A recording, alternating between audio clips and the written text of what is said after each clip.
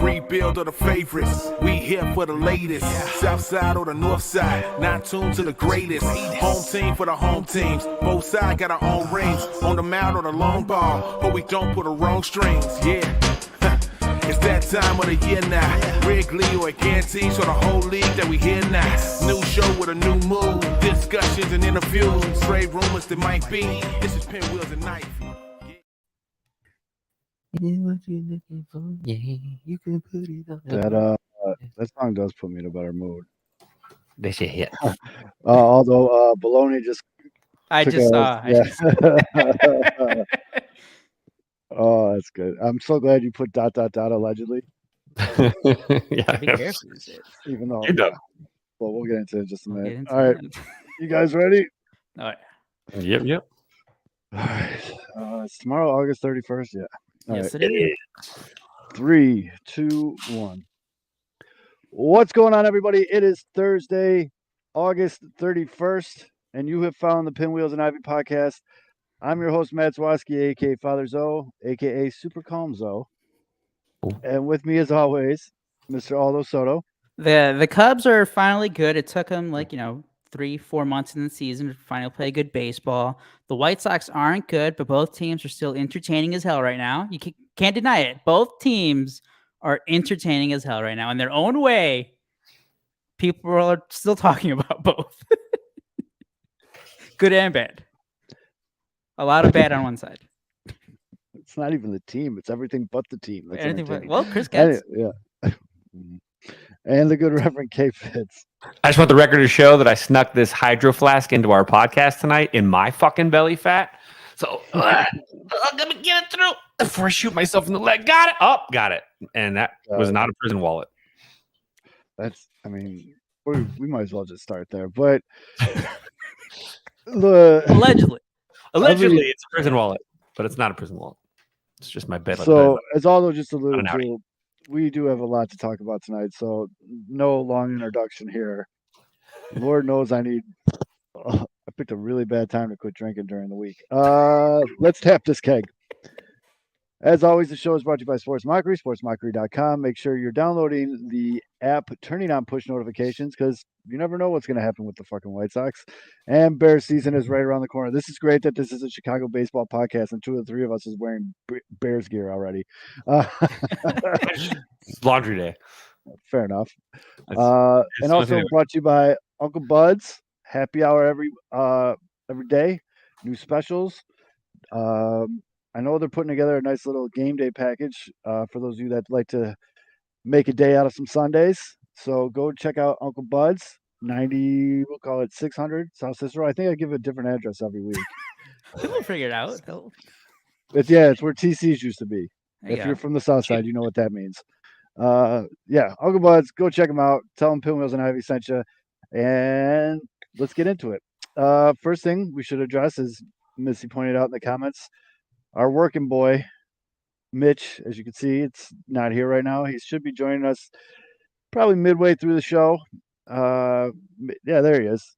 There was a meth fire down at the St. Louis lab. So I think some guy blew up a house while smoking weed and having a pit bull fighting ring in the back. It's like the trifecta for St. Louis. So it's a big night. St. Louis wouldn't be pit bull. It'd be like a random ass Yep, weird dog. Chows. Mitch is not pleased by that. That's the best screenshot ever. Pull that back It's so up. perfect. Like the fact that they caught his face exactly like so that. Happy. That was like I was proud of myself on that one. That is some good work right there. Shout out, Mitch. That was the first one. That was like his first live. That was the one that we had. Like we were on the air live when that happened. Yep. Remember? Because we were like, oh. And just so you folks know where this is probably going to go, I am drinking a post 8 p.m. Red Bull again. Ooh. Oh man. There's a lot to talk about. There's a lot to talk about here. I've been hitting the Topo Chicos lately. Oh, I've noticed. Refreshing. I've noticed. Drinking water. Hey, that's fine. Well, Kevin's like walking around in 112-degree weather. Oh my god, it's fucking hot here right now. It went from like last week. It was like 80 to 83 degrees and like just a muggy, and like yesterday in the golf tournament that we were at too, it was like 114 and no wind and no clouds. It was no wind, no rain. Today was really hot though. Let's start with Hotter motherfuckers than- bringing guns into White Sox games. Hotter than a gun that's fired inside of someone's belly fat. Let's start there. For those of you that live under a rock or belly fat or whatever, Does cover much. Allegedly, Allegedly. here's a new drinking game too. Drink every time we say allegedly. Allegedly, a woman tried to get in to the game through the metal detectors. Is it twice, Aldo? I think it was twice. One source, 3 times. 3 times. We can say at least more. Did you just say 3 times? Allegedly. Oh my god! Matt And Hardy. Shout out. third time was the charm. WWF. Shocker! You use that hand gesture. And this crafty woman decided to hide her gun in the word that's going around right now is belly fat, and got into the game, and then she cheddar bobbed herself when she sat down, going through her leg, hitting the concrete, and grazing another woman's shoulder. Now, you can't make that shit up. Like Chat GPT could never even come up with something like that. That's just not ready. amazing stuff right there. And it just keeps getting weirder and weirder because it happened in like the 3rd inning and they didn't say anything. Like nobody knew. Like you would think if something happened, a shooting in a ballpark, like a shooting inside of a yes, professional ballpark. The biggest thing that's gotten me, like, has been a million tweets about this. I think there's been about 3 that's made me even chuckle. And the rest are just like horrible, like racist, stereotypical bullshit from people that don't live on the South Side talking about the South Side. And that got me a little fired up. All right, here we go. Fuse is lit. It's starting to get a little. All right. That shit was brutal though, because like people were like, well, maybe it came from the outside. Maybe someone shot it Well, from that's like the miles thing. away. They were celebrating like in the old West. I'm like, Police. All of a sudden, the story got spun up that there was a shooting at the gas station like a mile away, and Annie Oakley, shot the fucking thing in the air, and it magically landed right at this. It went through this woman's leg, and like magic bullet. Yeah, like, the new magic bullet just just went around and hit this other lady. Get the fuck out of here! So on down. basically, now it's like it's because multiple people have told the exact same story, and it's people. No way. That's awesome. You're really and Make sure you snuggle a senior sock since you're in Mexico. You need to smuggle in some stuff in your belly fat. Yeah, use your belly fat, bro. We're sure that this allegedly is a good idea. So they try to say this magic outside bullet came in, and then like multiple sources. It is actually, and then don't ask me why I know that. And then all these multiple different stories. Now, although you had it from a couple sources and you put it up on Sports Mockery, and then Peggy Kaczynski, she put it out on Twitter, and she's a seasoned journalist. Like Peggy's not one to just throw shit out there because a friend of a friend told her. Like she wouldn't do that unless she had solid info. And then was on ESPN 1000, led the top of the hour with Yurko and a Matt show. Yep, and that was the first thing, top of the hour. This is what happened. Yep. Basically the same story that we had up on Sports Mockery, confirmed, or well, I was gonna say sources confirmed every single thing that we wrote. Yeah, she basically just confirmed her theory. Here's the thing, folks. If you grew up on the South Side of Chicago, you're either related to or at least 2 cops. It's pretty much how it goes. Or you went to high school with one or whatever. That shit wasn't going to stay quiet for long. Let's just put it that way. You know what I mean? And so those stories start going out, and then the White Sox or whoever's starting to spin this bullet from the outside thing, and everyone called bullshit on that. And then the Chicago police released a statement that was like, nah, I'm pretty sure that came from the gun inside the stadium. And that's pretty much, and then allegedly, one of the women mentioned in the story, their lawyer is coming out now being like, no, there was no gun in the stadium. All right, bro. Sure. You're right, dude. Everyone else is wrong. So there's a lot of fallout from this. One, the last time I went to a Sox game, they took away my motherfucking sunscreen. My sunscreen. Oh my God. A lot of the women of White Sox Twitter and White Sox fans that are female. They constantly get told their bag is too big. I was going to say, sneaking a gun, but if you're a 4'11" woman trying to get into a Sox game, make sure your bag is the right dimension. Yeah. Is your bag bigger than this card? So, like, a woman can't bring in their regular size purse. I can't apparently bring in sunscreen. Luke can somehow bring in Uncrustables, which is still weird to me. And this lady just. Well, where's he hiding it? Well, I don't know. Wow. Prison wallet. Well, yeah, there we go. That one's in a balloon that you just. But this lady. Uncrustables indeed. Got a goddamn gun into the stadium. So is like the theory here that the like fat like covered it from the metal detectors, or was it just shitty metal detectors? So all I say is from what I wrote and what the story that I've gotten, I didn't get the details of exactly how it was. All I know is the overall general stuff in the stomach rolls. She went through the metal detectors. The metal detectors went off. They had her go through. And then one of the sources basically said whoever was working security probably wasn't trying to get all touchy-feely, trying to look underneath the stomach rolls. So they're like, all right, get in. Peggy Kaczynski, which she reported on ESPN 1000, was that, yeah, the metal detectors went off, and it was basically the same thing. They're like, we don't want to like invade the personal space there. They're like, just gave right, up. They're just like, well, go ahead. Go ahead. Yeah. Yeah. And Missy, we're talking about different kind of shooters, so you gotta make sure you preference what type of shooter you're talking about there. I do have to say, in fairness to all the reporting that's been out there, there's been, I think it was from WGN, Ben Bradley reported that according to White Sox officials, they said that the metal detectors didn't go off. Allegedly. There's also that out there. Well, metal all right.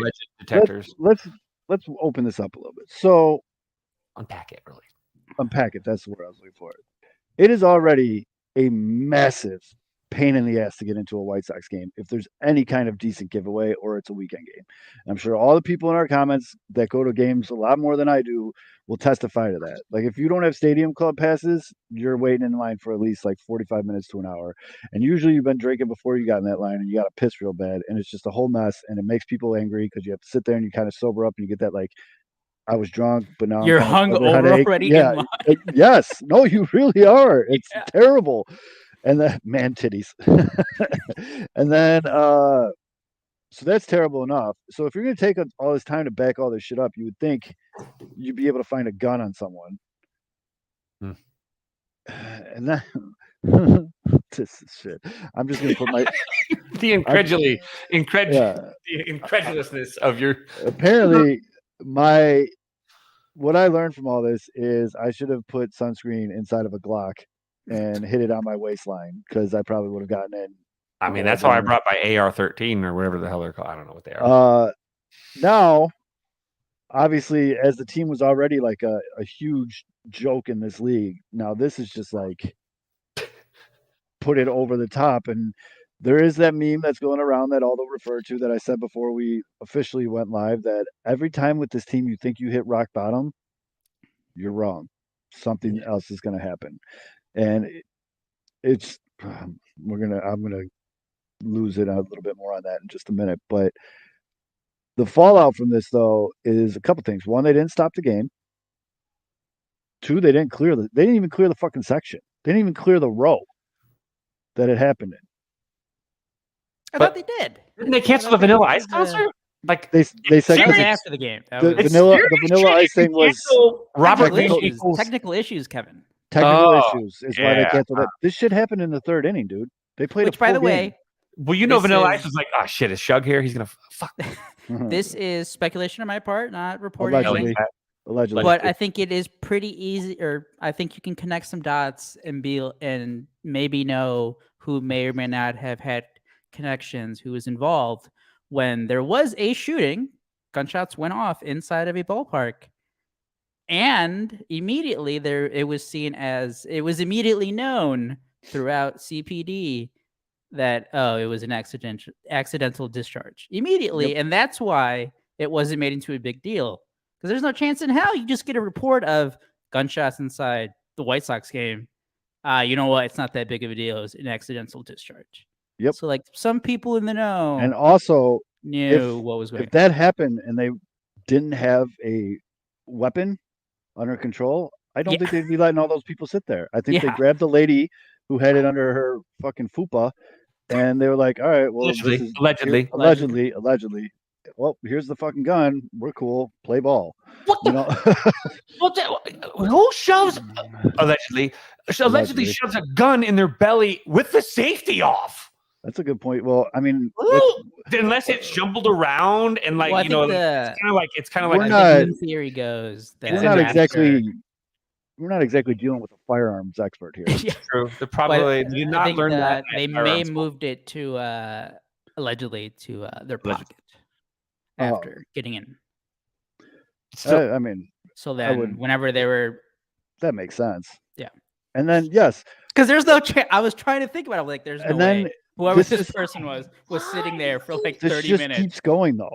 with all the right, gun then- still Like, in look, the stomach. I can't bring my gun in, and I can't go bury it in the dirt. You know, a quarter mile away from the stadium, and come pick it up afterwards. So, fuck it, Vernon. I've done that with bottles of vodka. I've put bottles of vodkas next to fucking behind garbage cans in the parking lot and come back out and it was still there. But this just keeps going though. This like just keeps unraveling because now it was part of a group of fucking teachers. She was there with a bunch of teachers. Yeah, your people. What? It was there with a fucking bunch of teachers. When you've been inside a public school long enough, you realize that you probably should smuggle a gun in. So your belly. why bring a gun to the Sox game, first of all? Second of all, when you're with a group of your work peers, It's a teacher. it was like an outing, Fitz. It was it was like a It the was like group teacher of outing. teachers. They're Yeah. celebrating They were the celebrating their first week of school. Yeah, Teacher outings never end well because Unless you're the bartender. I do want to point out. or the guy that's just kind of like parking lot pimping. Yep. Shout out Nathan. Hey, Nate. We still got to figure out what happens when people super chat us. But right That- now we're like Ricky Bobby. Like Yeah. we don't know what Don't to know do what with to our do. hands. We were talking about that, right? We're gonna put like a price list. Right. Right? Yeah, we Yep. gotta figure that out. We We got to gotta do figure like, that it's out. like a tiered. I was gonna say before we go on. So there was the victims were grazed in the stomach or the leg. I forgot, and then someone else did get. No, the initial lady, it hit her leg and then it bounced and grazed the lady's shoulder. There you go, leg and then shoulder. Allegedly. But the good thing is, it does report that there weren't any serious injuries. Thank God. That 'cause is again, That is the good gunshots thing. were. I think that's the But- reason why everybody's being able to be so light about it. That's what I was gonna say. Yeah. Because of that, because there weren't any serious injuries, even though it was such an idiotic. It is such an idiotic situation. I'm sure numerous people have, but this is like a Curb Your Enthusiasm episode. Oh, Like it 100%. keeps Always getting Sunny in more Philadelphia. ridiculous and ridiculous. Yeah, we're not and even done yet. We're still. Yeah, we're still- It keeps getting more. We're not done yet. This is still And- going. All right, and then all it takes is one Google search to see who's in charge of the fucking metal detectors at that stadium. Jerry Reinsdorf. Pretty Go much. ahead, Aldo. Like, It's just Yeah. he's hired his niece, a nephew. Good old fashioned Chicago nepotism. Yeah, it was one of his people that. Well, yeah, it's one of the people. It's like one of the minority owners of the White Yes. Sox has his own private security company. security company that's in charge of Who- the metal detectors. Yeah. So Oh, absolute. Yeah. Oh my gosh. So I think And Josh then- Naslund is the one who pointed out in the Chicago Tribune article, and it's like Yep. Jerry just getting paid by his own people. Yeah, it's like the Wirtz family only serving booze from Wirtz Beverage inside the United Center, the building that they own, and they own the Bull or the Blackhawks. It's just that's how the machine works around here, man. And then this security company does security at the United Center for the Bulls and Blackhawks. And Jerry Jerry the Bulls. owns United Center. So that comes out. So that's another reason why this whole there was no gun in the stadium narrative keeps getting pushed, allegedly. And then now we haven't even talked about again the fact that they just were like, all right, cool. And like people were sitting there, baseball players were on the field, like there was no action taking place. Like you would think they would stop the game, maybe get some people out of there. I could have created a panic. Any of Though. that. I could have created a it could've- traffic situation. And that's the only reason I can think is they're like, it's kind of like, all right, if we can get this taken care of, people will, if they're none the wiser, it will actually at least I'll give you minimize that. I'll give you people that. sprinting up the stairs and some little kid getting run over by some fat Yeah, dude. That I agree with you there. I do. I agree. I with see you there. both sides. I think once they knew, because again, they're connected. People knew. People knew immediately, like within. Yeah. I mean, Like I almost was when at it a, happened, it's like some fucking idiot just shot themselves. well, you guys There saw was the no messages. serious injuries. I was at a fantasy football draft. I told you guys the story like an hour Yeah. after it happened. But so I get it. Like in the middle of the game, they don't announce it because they know Right. Oh no, it's I'm not not an saying active like shooter. put it on the How- scoreboard or some shit like that. However, immediately after the game, okay, you have your '90s concert, Vanilla Ice is on, whatever. You cancel that. For you to say there are technical issues, Yep. you can say there was an incident inside the ballpark. You can they should have hired Rick Hahn to do their fucking PR releases here. Just say there's an incident inside the ballpark. It has been taken care of, but because of that, Mhm. tonight's festivities are canceled. I guess to be clear, I'm not saying they should have put it on the scoreboard right away and been like, everyone run.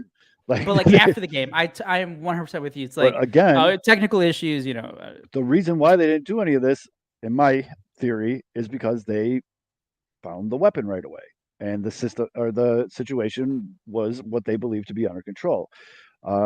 Now, I think the fallout of this, I've had a couple people now, including some of the White Sox writers for Sports Market, be like, "Why aren't people talking about this more? Why isn't this becoming a bigger deal or whatever?" And you gotta remember, Jerry's really fucking rich, and Jerry's got more than enough money to settle with anyone out of court to make sure that this does not get talked about anymore. And Clout. it's also, I know it wasn't done on purpose. I'm not in one sense of the word trying to allude that I think this was but it happens at the same time where the on the field product is a complete fucking train wreck inside of a dumpster fire. It was staged. No, it definitely wasn't staged. But this and is first just of all, like back to Senior Sox comment, there was definitely not 35,000 people there. Let's slow down. I can tell you of the 5,000 fans, there are a few Sox fans that I know of that you do not want to be caught underfoot. No, and I mean, it's Chicago, dude. We eat. We're Midwest. It's fine. We're fucking beefy folks. It's all like good. this entire story is just such Illinois Chicago politics because another angle is that Guaranteed Rate Field is owned by the state. Yes. It's like they also don't want to be caught up liable in any of this either. Right. So it's just every Chicago angle, every Illinois, every stereotype. And I guarantee you, just a bleacher pop like in the other guys. Come on. Hey, I did my first bleacher pop. I'm sure NDAs are starting to get tossed around. I'm sure fucking settlement checks are going to be flying around in the next couple months. It's going to be tough to get the real story. I mean, unless this lawyer can 100% prove that all these other people are making shit up, then he's a good ass lawyer.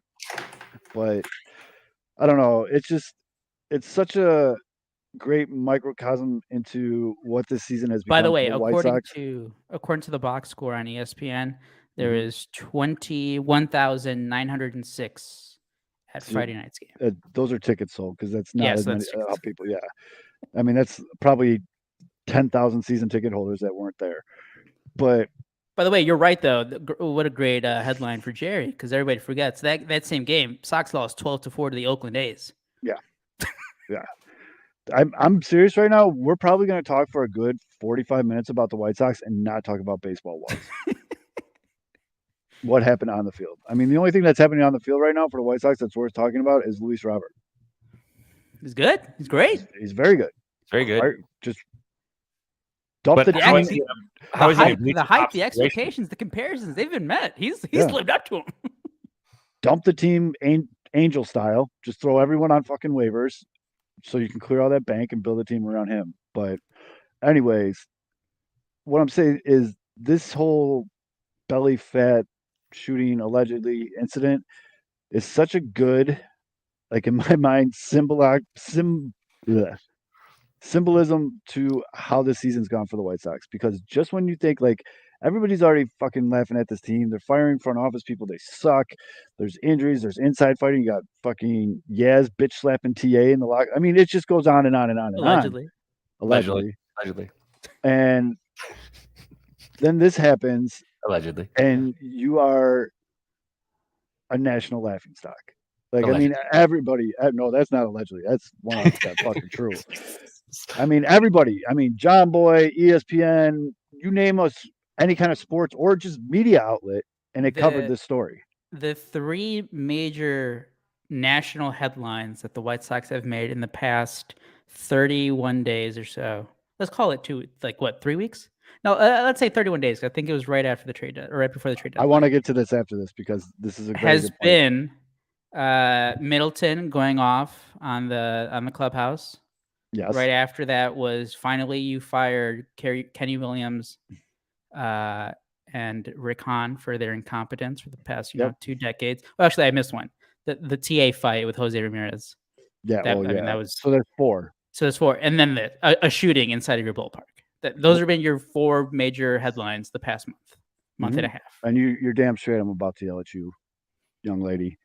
You guys remember that witch that showed up to the White Sox game early in the season and put a curse on Mike Clevenger? And we did like a good half hour on a show about it, and then we had someone in our comment. Yeah, someone. Not going to name names. It just smuggle shooters into the game. It just got a little messy. Claiming that she could handle the witch because this was her thing. Yeah, who's to blame here? And now, as the season rolled out, I really thought I could feel it. And I'm very glad Baloney brought this up on Twitter because I think this witch sucks. And she just fucked everything up. She thought she was hitting Clevenger, but she hit the whole south side of Chicago. She's like Willow. She's like kind of good at spells, but not like really accurate with spells. Yeah. So she's like Willow, maybe taller though. Tossing curses out left and right. I do need to know though, like, how was it handled though? Maybe there was a mishandling, and that's what caused. I thought Missy Carroll was going to reverse this, but instead now, yeah, she's a bum ass witch. Fucking like junior college witch. Didn't finish all 4 years. Just got a trade degree instead, and so she didn't really actually pay attention. This is not a cop out because the crazy witch lady in the Reds jacket only went to 1 game. Yeah, she only needed 1 game missing. Yeah, she's unleashed. She went to orientation at Hogwarts and then ditched the rest of the time. Yes, and you know what? I think it might have been like a temporary curse on Clevenger because he struggled with his command for like a month. Then he got injured. Then he got injured. And then he had like 4 good games, and now they just released his ass. They put him on waivers. He got like rebaptized or something when he was on the injured list. He got it off. It was like everybody got hit. Just everybody. I'm not mad. I'm not mad. I'm just disappointed. If you're going to call me dad in the comments, I'm going to use dad blankly. I'm not mad. It's like, when you're messing around with the Ouija board, you try to get the good spirits, but like if you mishandle it, you're going to get some bad spirits. So that seems like what happened with the White Sox. Yeah, it could be the goose is gone. This is all since the goose. I think doesn't the witch follow us on Twitter? We might have to hit her up. Maybe get her on the show. Get her up. I don't know if I want her on the show. I don't know if we can handle that. Well, Mitch is the one who wrote the story on Sports Mockery, and then she was the one commenting. And she came at Mitch. Yeah. We'll see if she comes on our show and Mitch isn't here. Mitch will be the one that gets cursed. Yeah. Oh man, sorry, Mitch. Dude, imagine being like in the middle of nowhere, Missouri, and then you just see a red light underneath your door. I mean, the red witch is coming from 3 a.m. at the witching hour. You just hear the wind rustling. What a shitty ass witch! Something. What a shitty ass witch! And then clown doll with long arms. So I guess that's another baseball thing we could talk about because yes, they did TFA Clevenger. No, waivers. A lot of people are confused, and so was I. Yeah. Waivers. It basically means like I thought the White Sox are like cool. The White Sox are finally get rid of him, but I did learn because of that $4 million option for next year or buyout. It's a buyout, I think. Yeah, right? It's a buyout. Buyout. No, it was an option. I'm pretty sure it was a team option. I think it was a Clevenger $12 million option. Fiz, will you look that up real quick? Look it up. Let's make it later. It's a 1-year deal, including $12 million guaranteed and an average salary of $12 million with a mutual option. There's no buyout, but I think the buyout was half of it. I don't see a buyout. I never see here a buyout. I'm pretty sure Drew's in the comments saying there's $4 million buyout. $4 million buyout. So the way before, I think it's because of the new collective bargaining agreement that they had. They got rid of waiver trades in August after the trade deadline. Yes. You can put guys on waivers, you can work out a trade, or you can pull them back. But now what teams are doing is they just kind of want to shed payroll. So if somebody did claim Clevenger, they would pay him the remainder of his 2023 salary, and they would be on the hook for that buyout. Right. So I don't think a team is going to want to do that for 5 starts of Mike Clevenger. Right. I don't know. So Maybe I'm wrong. Maybe so maybe there is some desperate. The nice thing is though is he's gone, but Cubs do it tomorrow. Fuck. yeah, I mean I Oh, wouldn't. God. That's not something God. that's not something that's like, oh, that'll never happen. You can't say that because that could happen. It's one of those. I guess since we're talking about this, and I apologize. This show more than a lot of ours. I know a lot of ours we bounce all over the place. This show is really going to go all over the place. I'm just warning everyone. We still haven't gotten to like the actual biggest news of the week that has to do with the future of the White Sox. Yep. But I will say, I respect sweating. The worst is the witch is after me. There you go. Ooh, buddy. Are you sweating like Mitch? Did you get the Mitch curse? Do you need AC too? Hey, folks, super chats are on. As I told you last week, all you wimps in Chicago complaining about 100 degrees for 2 days. It was 110 plus for 32 straight days. You moved there, bro. Yeah, July for us, 100 degrees or hotter the entire month of July. Yeah. Let me cry about it when it's the middle of winter and you guys are like, "Oh, it's 70 degrees here." I do have to say 2 more months. 2 more months. It's 70 degrees here now. No truckers. I'm gonna go to San Francisco this weekend. It's gonna be nice and cool. I had to say that it looks goofy as hell, and I understand people are laughing about it, whatever.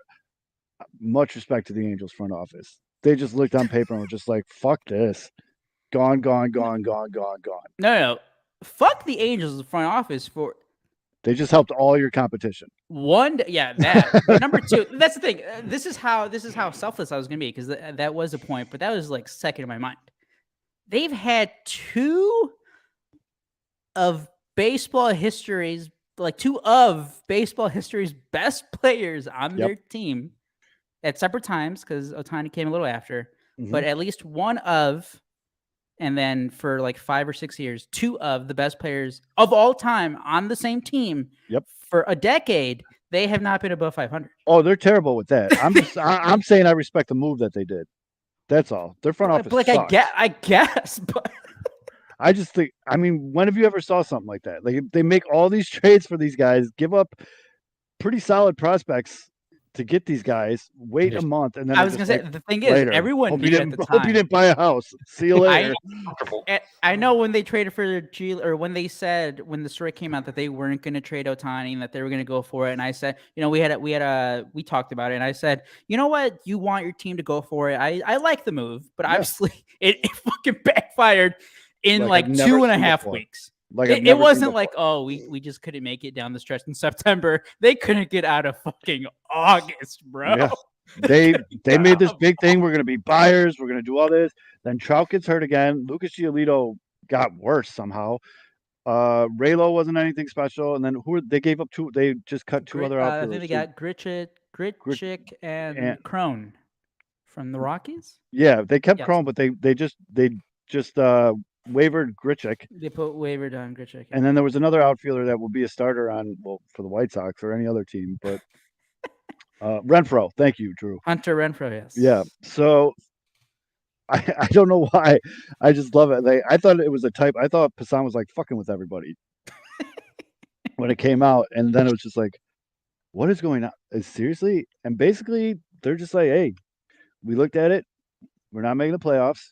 We're going to cut all this money right now so they can just pack a Brinks truck and back it up to Ohtani's front door. But that's the thing. Ohtani's gone. He's leaving. He's saying, fuck you guys. He's 100% leaving. 1,000,000%. Why the hell would he want to come back? Why would he want to come back? I don't know. Mike Trout's probably trying to figure out a way how to get out of that 100-year contract he signed. Mike Trout. Well, I do have to say, Mike Trout. I hand up. I haven't followed closely what the injuries are, but it seems like he's gotten injured a lot the last. Yeah, Father Time doesn't wait for anybody. I know. Yeah, that's what sucks. It's like, man, we're talking about all-time great here. Yep. Who and then is already on the decline? Ohtani blown his UCL. Right? Was it there? Yes, he's not pitching. He's shut down, but he's still hitting. He's still hitting. Yeah. I think this is the second time this happened because the last time he had Tommy John surgery. I agree with this. He can get it. But yeah, I mean, I think last time Ohtani had Tommy John surgery and he came back, and obviously he still wasn't throwing, but I think he was back. That's when he started like doing full-time DH after yeah, coming back but- from his last time, John. so the good news for the White Sox is there's a good chance they won't be the worst team in the league because the Angels are probably just going to pick up like cast members from Angels in the outfield at this point. Well, what's the bottom of the ranking or the Did standings? they announce the Tony Danza hiring yet? Not yet. Coming Okay. soon. Keep an eye on that. Danza watch 2023. So, but I just wanted to get that. Oh on- no, the Angels are good. The Oakland A's still haven't won 40 games. That's true. They're Well, 39 and 95. Oh, they just They're gonna lose the lottery. They keep they- playing the White Sox. yeah, I was gonna say if them and the Sox can just go at each other for the rest of the season, but Tony Danza dies an Angel in the outfield. Oh, spoilers! No, I'm just Are kidding. you? He just finds out he's a ghost at the end when there's the color red. Oh wait, wrong movie. What's up, Ian? Yeah, so that's the But, waiver stuff. You can say though one good thing because you can't say because again Angels failed. Lucas Giolito, Reynaldo Lopez. But you know what? White Sox won the trade. White Sox won the trade, baby. White Sox won a trade. Yeah, and I think, and Ian, correct me, the prospects they got from the Angels are doing pretty well. Yeah, Cuero's doing great in Double A. That's just It's funny, these prospects I don't even remember their names. I give them traits. So switch hitting catcher is doing pretty good from what I've seen. Just the highlights. Which got Kevin. And you see it. And if you need to see those highlights, you should be following White Sox Daily because no one covers the Sox farm system like they do. And I'm not just saying that because Ian's here now. I mean it. But and Ian says the White Sox won that trade the second the paper was signed. But hopefully we see Lucas, or I think Raylo's got a better shot than Lucas does of landing on a contender. But we'll see. It depends. Oh, the other guy that was the pitcher, Matt Moore, too. He was on waivers. That's the thing. Yeah, no, they're definitely. Or if the teams actually care about winning, which you would hope so, right? There are 3 teams right behind the Cubs, 4 teams right behind the Cubs in the NL wildcard race. They should be all over Giolito and Lopez and Moore. Like the Marlins would need pitching help. The Giants could need pitching help.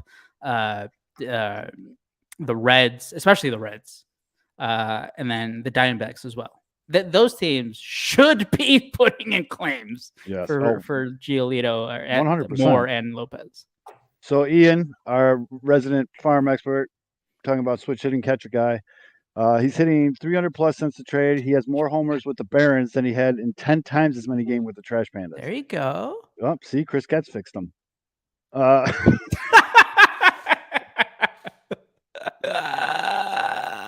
That's what I got from Oh shit! Oh, We're I having cannot fun. wait This for is the fun. story. I already know. Future headline: Chris Getz mastermind and trade deadline steals. Oh my They're god! going to spin it that way. He was the one who was 100%. actually. I can see that. I He's can going to definitely be see the that. one. Yep. He was the one who was in the room making. He was suggesting which prospects to get. That's how they're going to spin it. I already know it. Make sure you clip that so we can play that and timestamp it. Project Birmingham 2.0. But yeah, I have heard that Kai Bush looked okay in his last start. Nastrini hasn't Nastrini looked good? Or no? The other thing is Colson Montgomery, bro. I feel like every time I go on to Twitter now, it's a different Colson Montgomery highlight. Which he's our who's the guy you guys like over there? The guy that just struck out 9 in his major league debut, I guess. No. Oh. Center fielder. Oh, Pete Crow Armstrong. Oh, Yeah. Pete Crow Armstrong. Yeah, but I will say Colson looks like somebody gave that boy a cheeseburger. In a good way. Huh? Him seems like something's happening when guys get to Double A for the White Sox. He's a good ball player. They got good Always barbecue in has Birmingham. been. They got good. That They one's got always good gonna hurt barbecue in me. Birmingham. It's gonna hurt my You know what we feelings. should do? We should have their GM back on the show. Friend of the show. He's been on the show twice. What's his name? It's like Josh Nelson or something like that. Yes. Yeah, he's The been other on the show Josh does. twice. Yeah, he's a good interview, man. That guy's awesome. I randomly Twitter DM him and talk about. He's a good dude. But He still needs to come through with the hat, though. I don't think he has. you know what? You're right. I'm gonna Ooh. fucking hit his ass up tomorrow. We got to I trade wonder hats for interviews now. Yep. I wonder if PCA will rage at Wrigley. I have a very I have a 100%. very strong feeling that PCA is going to be just fine in the pros. I do need the Cubs do need to sit down with PCA right before he gets called up. Mhm. There is a brick wall behind the ivy. He keeps running into walls, and I love it. Gamer fucking goes all out, love it. But you could do that. Well, don't do that all the time. But at least you're going up against a padded wall in the minors. You can't be doing that at Wrigley. So You it's can't be funny. throwing balls to the wall. I've actually had this train of thought before, though. Eloy would have never worked with the Cubs. Oh, it would have been a disaster because the NL didn't get the DH until Nope. the year after he debuted, and that was only because of the COVID season. He would have ran into a brick wall first season, First season. possible career ender. And the then Cubs have yep. that high sidewall. He would have been slamming into that. It So- would have been awful. Eloy would have never worked. Fun to watch. I mean, Right. I can't believe that I'm gonna do this 5 years later, like 3 years after I said I would never revisit, or 2 years after I said I would never revisit it. But the Jose Quintana trading away Eloy and Cease, well, more this is on Eloy, made sense because they were gonna go after Bryce Harper. They didn't. Right. I'm assuming that was the plan, and then they just didn't. That's all. Can you picture Eloy just like going out there with like a paintbrush and painting like a tunnel on the wall? He would have gone right through the bullpen doors. Yep. I mean, The opposing team just sends a guy out there, a sneaky little guy, to like paint a train track tunnel on the wall. So the lawyer tries to run through it. Oh my god, it's funny because it might have happened. You never know. But yeah, so shout out to the Angels front office for just saying fuck it. But now we can talk about the main reason for my blood pressure spiking often this week. Hey, hold up. All right, go. Why are you recording this? Oh, there it is. Yes. Dude, I've laughed at that like 4 different times this week. Hey, you're not sarcastic. No, I've literally laughed at that about 4 or 5 times this week. Yeah, I just put that in there. Look at that little bitch. Anyways,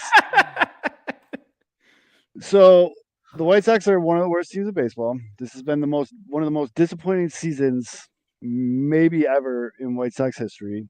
Their farm system and development of players has been bad for the last 7 years. So you fire, yeah, you fire Rick and Kenny. Good first step. Okay, maybe we were actually fucking realizing that this did not work. Go out, find someone outside of your little bubble. Do a search. Look at one other guy. One other person, I should say, because look up for one other person. But no, they get lazy, and Jerry gets his fucking puppet, and Chris Getz is going to get promoted to being GM, and he's going to bring the no porn guy with him too. Yeah, there's your GM, folks. And there's your no porn guy. And there's your no porn. Look at that flat top, man. Oh my god, it's just too on point for what that guy is. He's got a large key ring with many keys that he carries around. So it just pisses me off, man. And I tweeted this exact thing. And you two are kind of in it because you guys do this with me every Wednesday, and Mitch too. But I mean, I've been in the blog podcast game for over a decade. I've been a fan of the team since as early as I can fucking remember. So much time and energy and money and just everything I have went into not only like try to like be optimistic with this team, but like wait and be rewarded for the patience. And we were in 2005, but 2005 every year seems more and more of like a blind squirrel finding a nut type thing. Like it's just okay, but it really pissed me off, man. I can say in all the years of dealing with all the shit, the white flag trades, the fucking shitting the last month of the season to not win the division, to blowing, a first round series to the A's when your team was cooking, to sitting through rebuilds and promises and all this other horse shit. And then they have this chance to start over, to make things right. And they take the lazy fucking way and just promote Chris Getz, who we talked about this last week with Herb on the show. If you can name more than 5 players in the last 7 years who have come up entirely through the White Sox system that are let's even call it serviceable major leaguer. Ian, this is such a pointed question towards you, but you can't. And the man that was in charge of all that shit just got rewarded. Mm-hmm. It infuriates me to the point where, like, I know usually when I get really mad here, I start yelling and cursing and, like, getting red in the face. I'm past that level of mad. Mm-hmm. It goes. When Herb Lawrence was on last week, the big point that he was bringing up is like, what makes Chris Getz qualified? Yeah. Like looking at his resume, not even that. And I think he alluded to, like, okay, let's say there's a similar situation, but it was Rick Hahn back in like 2011, 2012 when he got promoted. There were teams, I think might have been the Nationals, maybe another team or two that were maybe not the Nationals. I forget the teams, but there were like teams requesting to interview Rick Hahn because like he was going to be he was seen around the baseball industry as like, he could be like a next guy who could a young and up and coming guy in a front office.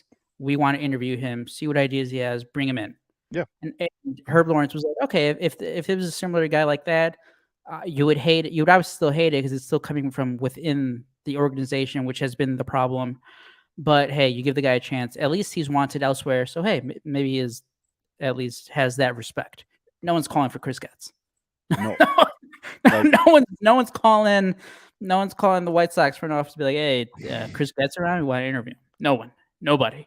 I can't be angry though if I'm having my heart explodes in my chest. So I'm not chugging another Red Bull.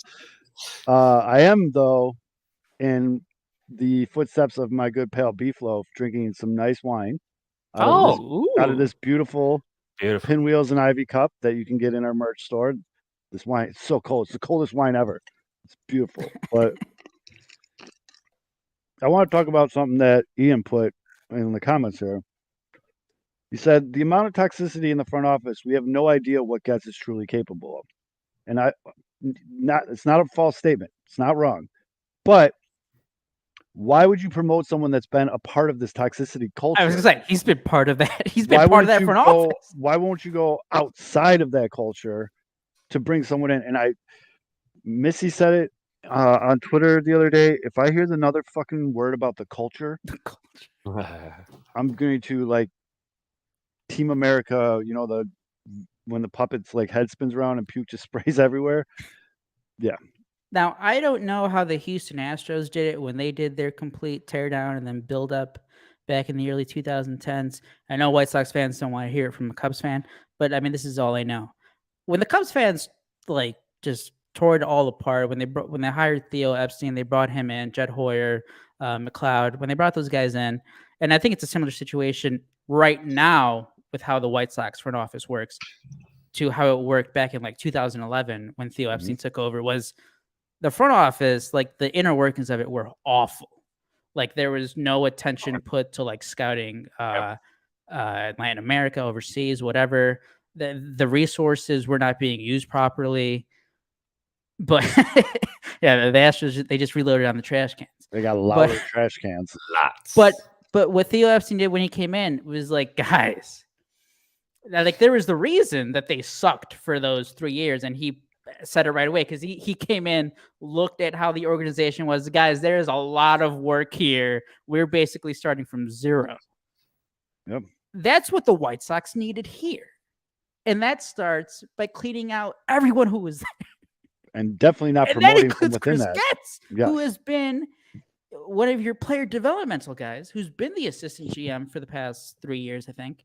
after he was promoted his last time. He has been, maybe he's not the main problem because he wasn't the main like decision maker, but he's been part of the problem. It's also he's been part of this shit show for the White Sox for many years as well. So like he shouldn't be getting this. And I know you want to be positive, being like, hey, he was a guy lower on the totem pole. Maybe he does have some good ideas. I'm sorry. I know I'm not a White Sox fan, but he just there. How do you give that guy the benefit of the doubt? Like what has the White Sox shown you to give you that trust of like maybe he is the guy though. Like you why guys would you say you're that? not White Sox fans, but you literally talk about them every Wednesday for the last 5 years. Like, you know what's going on. It's just like when it comes to you being a fan, following the teams, like what has the organization done to gain to still have your trust in that their moves I don't know, are going to work? I've been trying to think of that literally for a fucking week because I can't shake it off my mind. And the answer to that is nothing. Like absolutely fucking nothing. And Chuck, thank you for the super chat. He said, I have made peace with cats. Give him a chance. We really don't have a choice. Yeah. At this point, like he's going to be. And the scary part is, I mean, you've said it, Zoe, Mitch has said it, other guys in our Sports Mockeries, White Sox chat have said it. It's like, he's just going to be Jerry's puppet again. Like, because without a doubt, you're getting a guy who isn't like, he's not wanted by their team. So you're not going to get the threat of him wanting to leave. No. Then that's the major point here. It's like Jerry gets to just, okay, we're promoting you. We'll give you a little raise. No other team is going to come calling for you, Chris. So you're safe here. I'm good with you. You're good with me. And it's just the same circle that we saw the last 2 decades with Kenny Williams and Rick Hahn. And Drew in the chat says, I'm a White Sox fan because of childhood memories. I ain't leaving the team, but my faith is so low. I mean, I 100% agree with that because, first of all, I don't think I could ever be, as big of a fan for another team than I am for the White Sox. I can't just turn it off and start over. No, you know what I mean? I could. Honestly, you can't, man. If you really truly are like a loyal fan, I can't do it. You never switch like to a different. I can't imagine switching like teams. No, I mean I know that's another big topic of conversation right now. If the White Sox were to move to Nashville, with folks, by the way, that shit's not happening. Like that's. Yeah, I know we had a lot of fun last week. Yeah, we had fun with it. They're not fucking moving to Nashville, but that was the big discussion. They have a lot more guns on that. If the Cubs, shit. If the White Sox moved to the Nashville, would you still be a Sox fan or would you become a Cubs fan or whatever? And I know Herb said he'd be a Cubs fan, which I was actually kind of surprised by that, but mainly out of spite, though. He said, mainly out of spite to Jake. But I do respect, Herb just being straight out and being straightforward with it. And I don't think of him as any less of a Sox fan for saying that. I don't think of anybody that says like no as a less of a Sox fan. Where on the flip side of things, of me saying yes, I don't look at myself like, oh, I'm number one super fan. Mm-hmm. The only reason I would say yes is because I know myself, and I also know that I can't just flip it off and be like, I'm not a Sox fan anymore. I know a lot of people. Some guys that are a little bit older, but that are big Cardinals fans still that live in Chicago. Yeah. Because they were the team in Chicago before the Bears. And I mean, it was probably because they watched it with their dad. And then that's what happened. And that's kind of what I'm looking at now. But this team, man, it's like being in a fucking almost like an abusive relationship. Like you just keep getting up and you want it to work and you want it to be great and you want to give all the faith and everything's going to be great. And then they turn around and just fucking punch you in the nose.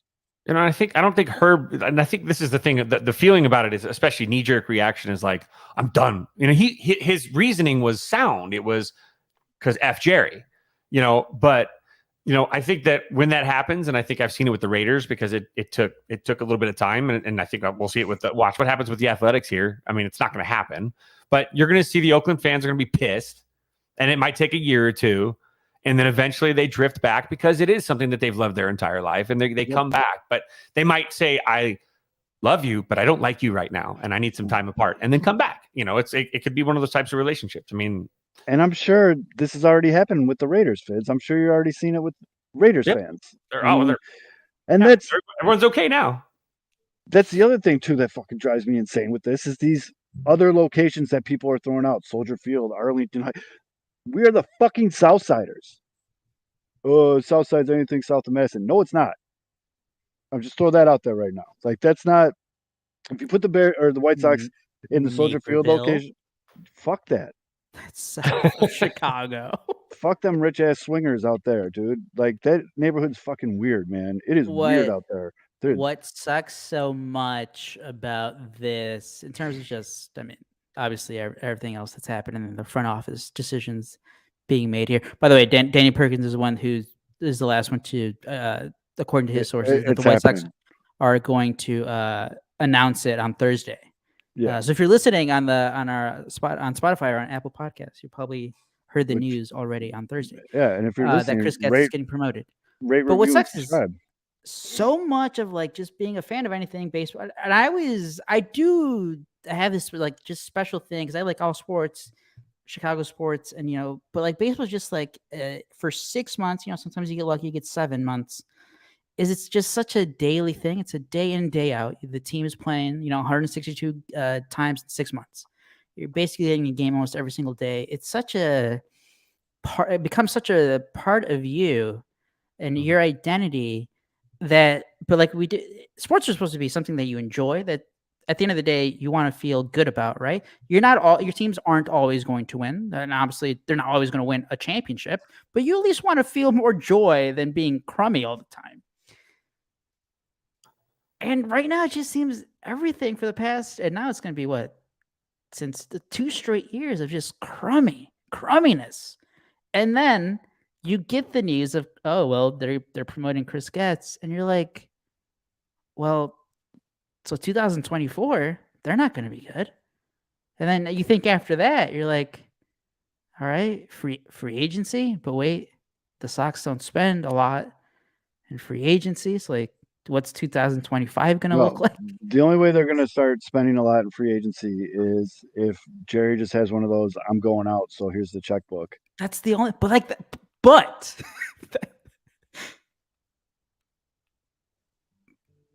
then you can argue he's just being cheap promoting with it. So, I know. So like, oh man. Only play under like 30 seconds of the song. No, we have to. You can play the song, but cut it after every 3 seconds. Yeah, like 3-second chops of the song. Yeah, chop it. Keep chopping up every 3 seconds. The reason why he's playing the song is all right, cut it. Fizz is playing. There's no way Pedro Grifol knows the title. Right. Missy said the team song "Landslide" by Fleetwood Mac. Yeah, I mean, so all right, we've talked about how the player development has been shit. And we still wonder why this guy has been promoted. There's another, like, way more serious reason why this promotion is mind-blowing. This is a guy that when Omar Vizquel was fired for sexually harassing a bat boy who had autism. Yeah, people forget the whole facts about all that.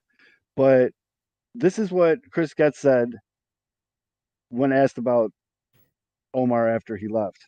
Listen, Omar, ultra talented player, very good instructor, created a good environment for our players, Getz continued. We just felt with where things are at our player development system that it was time to go separate ways, but not only for himself, but for the organization as well. And we wish Omar well. He was a positive influence while he was here. End of quote. And if you're just catching it now, that is what new White Sox GM Chris Getz was saying about a man that had a lawsuit filed against him by a bat boy with autism due to him being targeted for sexual harassment because of his disability. We didn't even talk about Wes Helms yet. I was about to say, because I remember I saw his name tweeted this week when Chris Getz was being talked about, and I'm like, wait, what did Wes Helms do? And I'm like, oh, he was also on the coaching staff. Yes. And then he was I think after that he was up at AAA coaching AAA, and then he was fired after. Yep. Like a year or two later.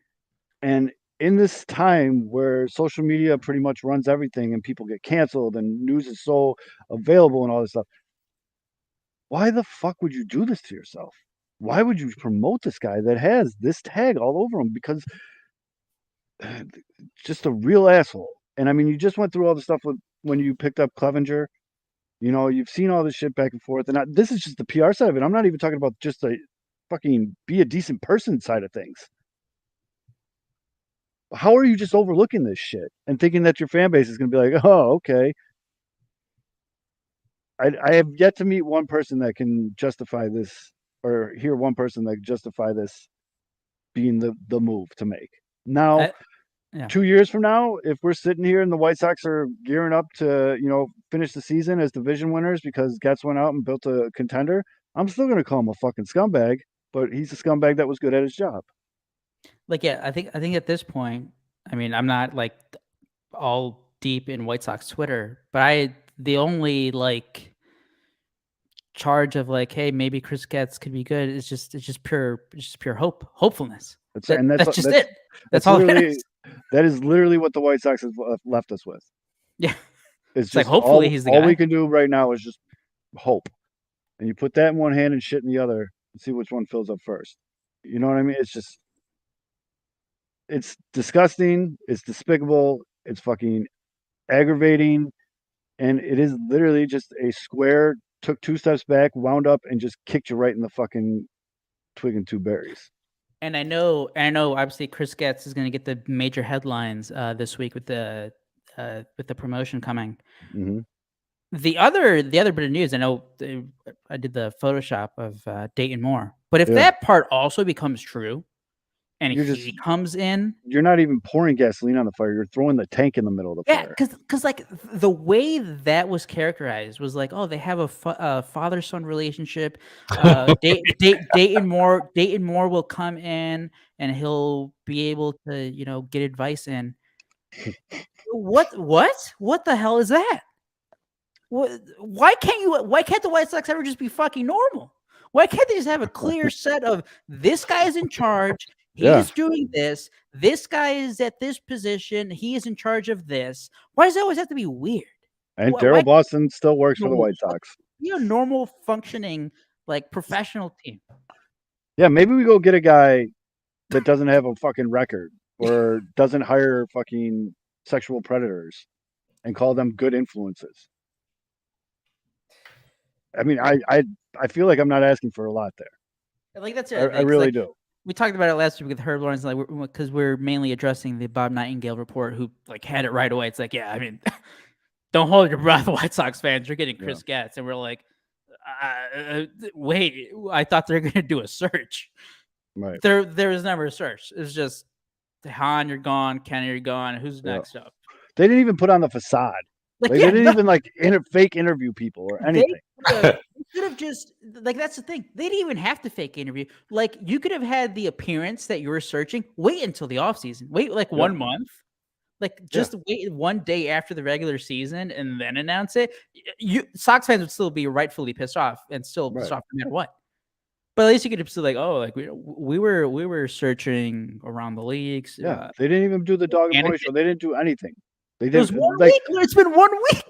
For 5 minutes, Mike Rizzo's name got brought up, and then the Nationals were just like, "No, fuck that extension." No, like, that's that tweet from John Morosi. I didn't put it in the chat, but I immediately thought, "Oh, Rizzo's just trying to get a couple extra money or a couple extra bucks from the Nationals." He was just using the White Sox as leverage. Yep, that's all that was. And I mean, there's one common denominator in everything we just talked about for the first hour of this show, and it's Jerry Reinsdorf. I mean, the man is literally standing in the eye of the tornado right now, just watching this world go fucking a million miles an hour around him and not giving a fuck. But, like, they didn't. At this point, I would have even liked if they, like, took 2 interviews just to do it. And then we're like, all right, Chris Getz. What is 1 month of Chris Getz going to do for him? Like you said, I'll wait till the offseason. Just like, because that's the thing. Chris Getz isn't going anywhere. Like, he's your fallback option. Okay, like, no one's going to try to steal he's your fallback option. Okay, but go out and get ideas from other. Yeah, just interview just to hear somebody else's like perspective. Like it's that's as much a part of the process as like anything is you're garnering new information about other franchises too. Right. Like sit down. Hey, Mr. Fitz, thank you for coming in for the interview. Let's say you get this position. What's the first thing you do? Yeah, like what Like, would be your free agent plan? I This mean, is your budget. What are you doing? it's not like you guys got this shit figured out. Your team's the fucking laughingstock of the goddamn league. It probably wouldn't hurt to get a little, insider advice from some people. And Nope, I working. think the guy who's the really good artist on White Sox Twitter, Tom Paints. That guy, that guy's awesome. But he tweeted out something like, "What could Chris Getz do with his first move that would help gain your trust?" I think I saw the best answer. Fire himself. Yeah, resign. Yeah, resign. Like already show that you're better at quitting than Rick Hahn. Be like, no, guys, I am not qualified. I'm resigning. Yeah, I replied sign Ohtani, but an injured pitcher. Real? No. I'm just kidding. I mean, what a fucking robot that guy is. Guy's injured. And he's just like, all right, fine, I won't pitch, but I'm still gonna hit 500-foot bombs for you. Yep. I just think that's fucking. So other than signing Ohtani, what could he do? I mean, there is just so loaded of a question, Aldo, and you know it too. And I saw your reaction when you said that. I think because look, it's not it's not like Cubs fans were all. This is what he's dealing with right now. So this is what he's coming into. It looks like a bad, like, what is that word game? Yeah. So he's got Wordle. so next year he's basically starting with Vaughn, T.A. Makata, Robert Benintendi, Eloy, Kopech, Cease, and Hendricks. Well, asterisks for Hendricks. Yeah. Well, yeah, I think he'll be Tommy back. John. He's not coming back. I think he'll be back, but I mean, catcher, all right. You just went out and you got a couple catchers wheeling and dealing, and the only one that's really ready right now is Corey Lee. Hey, he walks. Yeah, and I mean, Yaz is gonna walk off the team. That didn't mean to do it like that. Don't forget about Seb. Seb is there. Carlos Perez also there, but you look at that. The White Sox have needed a second baseman since fucking Ray Durham or Tadahito. You bet your ass I'm going to be throwing some Nick Magical trade proposals. Yeah, I know. I'm already waiting for it. And then wait, no, Colton Wong. You guys are going to sign Colton Wong. There you go. I don't doubt that. That sounds like a very White Sox move. And then okay, so you got TA on a contract here, which I also saw someone being like, "Oh, look at TA's second half stats. White Sox are definitely going to pick it up now." Well, they're going to bring. He's $14 million. They're going to bring it back and let him play on a prove it year for $14 million. Fuck yeah. Moncada. You got Moncada for a year and an option. I guess your right fielder is going to be Colas. By default, maybe you go and get someone, but he's just throwing that out there. Hunter Renfroe? I asked for a lot of crazy shit. I know that. Here's what I've asked for so far. A fucking hiring with a guy that isn't a scumbag that is qualified for the position, that's not been in the cesspool for fucking 10 years. And maybe a second baseman and a right fielder. Maybe a starting pitcher or two. Or three. You have Luis Robert, that's your rock. Spirituality, God, if you listen, hell is Robert, that's your franchise. Yeah, that's your franchise. You gave Benintendi the bag already, so whatever. You got Eloy on another year with 2 years of option behind it. All I need from Eloy for this last month is just really fucking focus on his at bats. I was going to say, don't get injured or stretch. Stretch pregame. And then you're going into the season with your starting pitching being Kopech and Cease. No respect for Schultens. Schulten, no. He was better this week against Baltimore. He bounced back after that tragic start against the A's. Yeah, I mean, he'll probably be out. He's going to be your fifth star. The fact that people are banking on Davis Martin coming back from Tommy John and being in that rotation. It's just mind-blowing what we've been forced to resort to. I'm being fucking dead serious right now. Like, you literally are like, how's Davis Martin doing? Like, why the fuck should we care? Oh my goodness. I mean, hold on. I need this picture. Just relax. When you would call that a hodgepodge, would you not? It's a hodgepodge. Yes, that is a hodgepodge. Hodgepodge roster. That is a hodgepodge. I mean, so the White Sox entered 2023 looking to compete to be in the playoffs to win and the division. although Schultz is on a 1-year deal, they got to re-sign him. Ooh, he's gonna have suitors. Isn't he 30 years old? Yes, he made his debut this year. He's 29. The White Sox entered 2023 looking to compete, try to win the division. They had 0 starting depth behind their 5 starting rotation. None. 5 starting rotation pitchers. The depth guys were Davis Martin, who was pitching well at AAA. So shout out to him. Then he got Tommy John. Tukey's our one. And so then Tukey will be Schultz, back. and then now Tukey. Yep. Tukey and his meatballs that he throws up every inning will show back up. Yeah. That's what so you're bringing up a guy who is arguably unqualified for the position and handing him a bag of shit and telling him to turn it into gold. And expecting him. And you will not admit that you're rebuilding. Remember, they've said multiple times, this is not a rebuild. Which, by the way, also on top of that, the other little nugget that I think was swept under the rug because just of all the front office news that was going around, like Pedro Gaffolo's back. He's coming back. Well, why not? Like he's Nightingale was like, and expect Pedro Gaffolo back. Do you see why? How much? Why Pedro Gaffolo, Kansas City Royals coaching staff? When Dayton Moore was the GM with the Royals, who hired Chris Getz after he retired from baseball and gave him his first front office job with the Royals. Mm-hmm. Just they're like, yeah, that's why they're going to be that's why we have the National Wide Royals. Yep. Just the incompetence. And I'm sure you haven't, but have you been paying attention to Pedro's interviews, his less and less? But I saw the last one. I think I saw Missy being like, "Please stop saying culture," because I think wasn't that one of his last ones. That is again, and I mean it's almost like he's got an earpiece in, and they're telling him what to say. Yeah, he is Pedro culture. 100% just not even drinking the Kool-Aid, man. He's making it. He's bathing in it, showering. He is the Kool-Aid man right now, because that's a man that they probably told, "Fucking get on board, or you're gone." And I mean, you can't blame the guy. That's his money. Well, I think I did see one of the last quotes was this series in Baltimore. I think Cola's missed the cutoff man a couple times. Yep. And he's like, we're still looking to improve. We got to focus on the little things. We can't miss the cutoff man. It's about to be September. What the fuck are you talking about, man? Why don't you have this discussion February 15th? And then on that point, and I know I mentioned it a couple episodes ago, if that's the case, just don't play Yaz anymore. You know what I mean?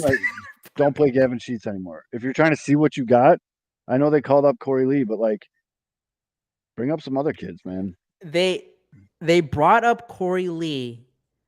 They sent down Carlos Perez, who was hitting a lot better than Yasmani Grandal. And I know Yasmani Grandal, veteran guy, that guy hasn't cared about your fucking team in 2 years. No. He doesn't care about mentoring the young guys anymore.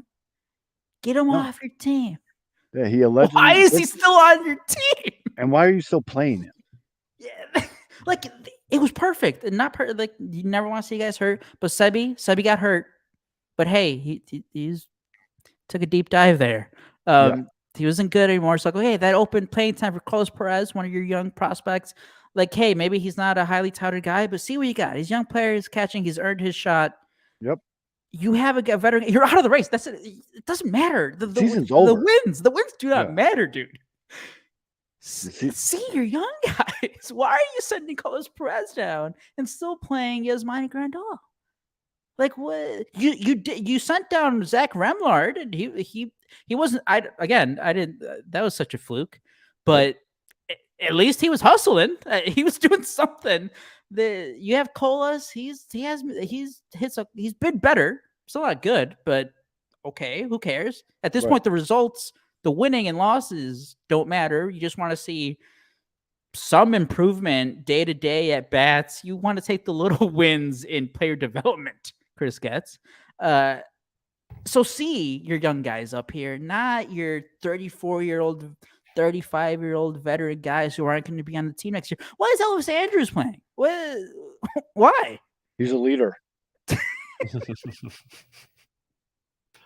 It's just It just feels like they're just like on pause with every kind of like strategical move right now at this point. They're just kind of like just status quo.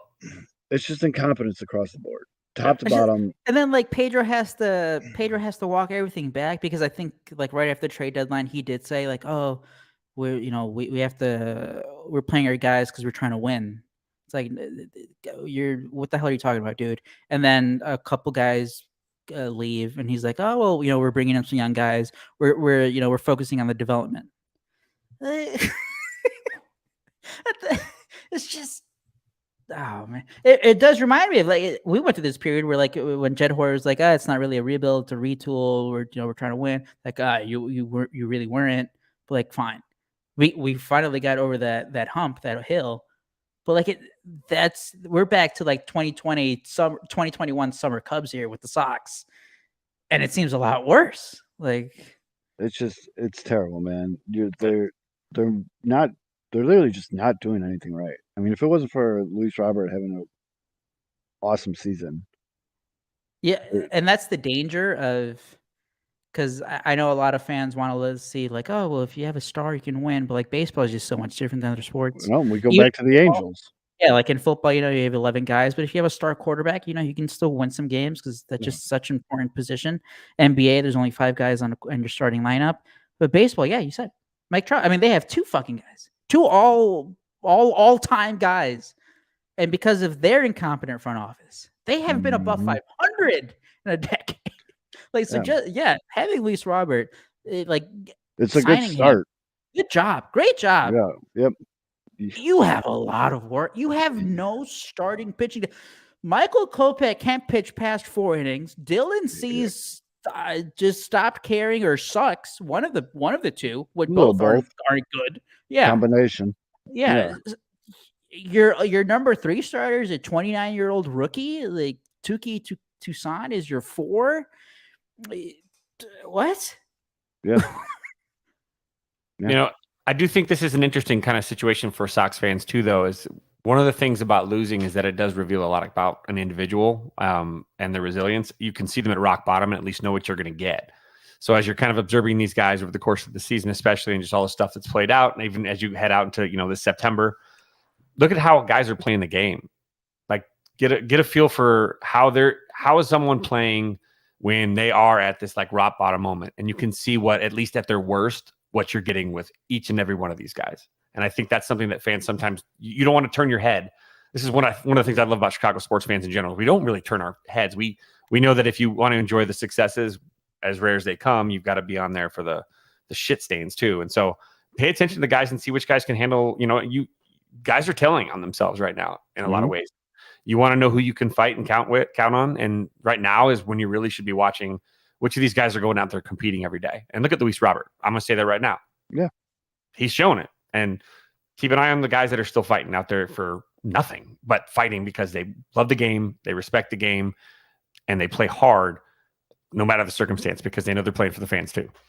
Yeah, I've seen a couple people say, Luis Roberts has been asked and answered multiple times, like, do you consider yourself a leader on this team? Because that's a big deal now because everybody wants to know what the fuck's going on in their locker room. But Luis has always said no.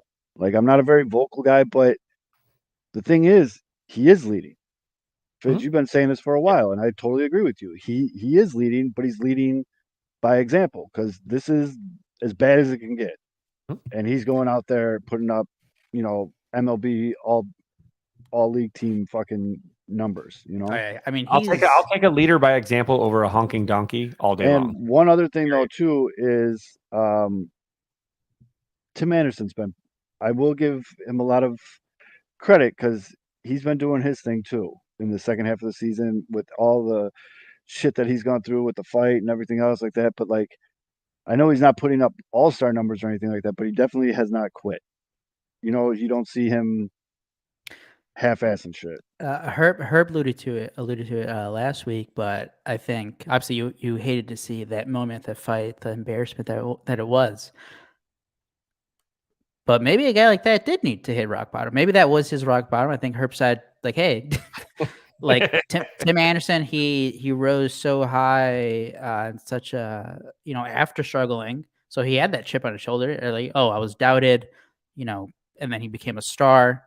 Mhm. And then things, went sideways for him off the field, on the field. And then he got humbled. Like on national stage there, went everywhere, got humbled. Maybe that's what he needed. Unfortunately, it went down how it did. Yeah. Got humbled. It made him refocus. You're hoping, at least for a White Sox fan, Yep. for that to be the case. Hey, Rocky he got knocked out in Rocky 3. He lost the title to Clubber Lang. Sometimes you got to get knocked down to get back up for a second. And I think that's what's good for Tim Anderson is he got hit in a lot of different ways. He didn't just get hit in the face. He was probably over that in like 2 seconds. But Right. The memes, the social everything, media, the confidence stuff, the ego stuff is like that's the stuff that hurts the worst. And he's hitting that. So for him, it's a humbling experience because he kind of was on the other end of it. He was the punked, not the punker. Are the White Sox going to have dog day at the park? Because people might get some ideas. Oh shit, that's hilarious. Oh my god. Oh my. They're gonna have to start wanting the dogs. Oh my god. I did want to bring up one thing to the Chris Getz. What could he do? And it's not so much to what could he do to earn your trust, but I am interested in seeing what he does with the like the core group that the White Sox currently have, because it became, again, I can only compare what I know. When Jed Hoyer took over, it became very clear very soon who his guys were. Because he took over after 2020 or that 2020 season, traded Yu Darvish immediately. So you knew heading into the 2021, the Cubs were competing in quotes, but the rotation was fucked from the beginning. They were set up to fail because they're gonna rebuild, whatever. But who were the guys that he kept? Nico Horner. At the time, Justin Steele was barely coming up. He made his debut in the second half in 2021. He's developed now into a legit Cy Young candidate. Around the field, Ian Happ. Ian Happ was still given a chance to prove himself, and he did. He earned himself an extension this year.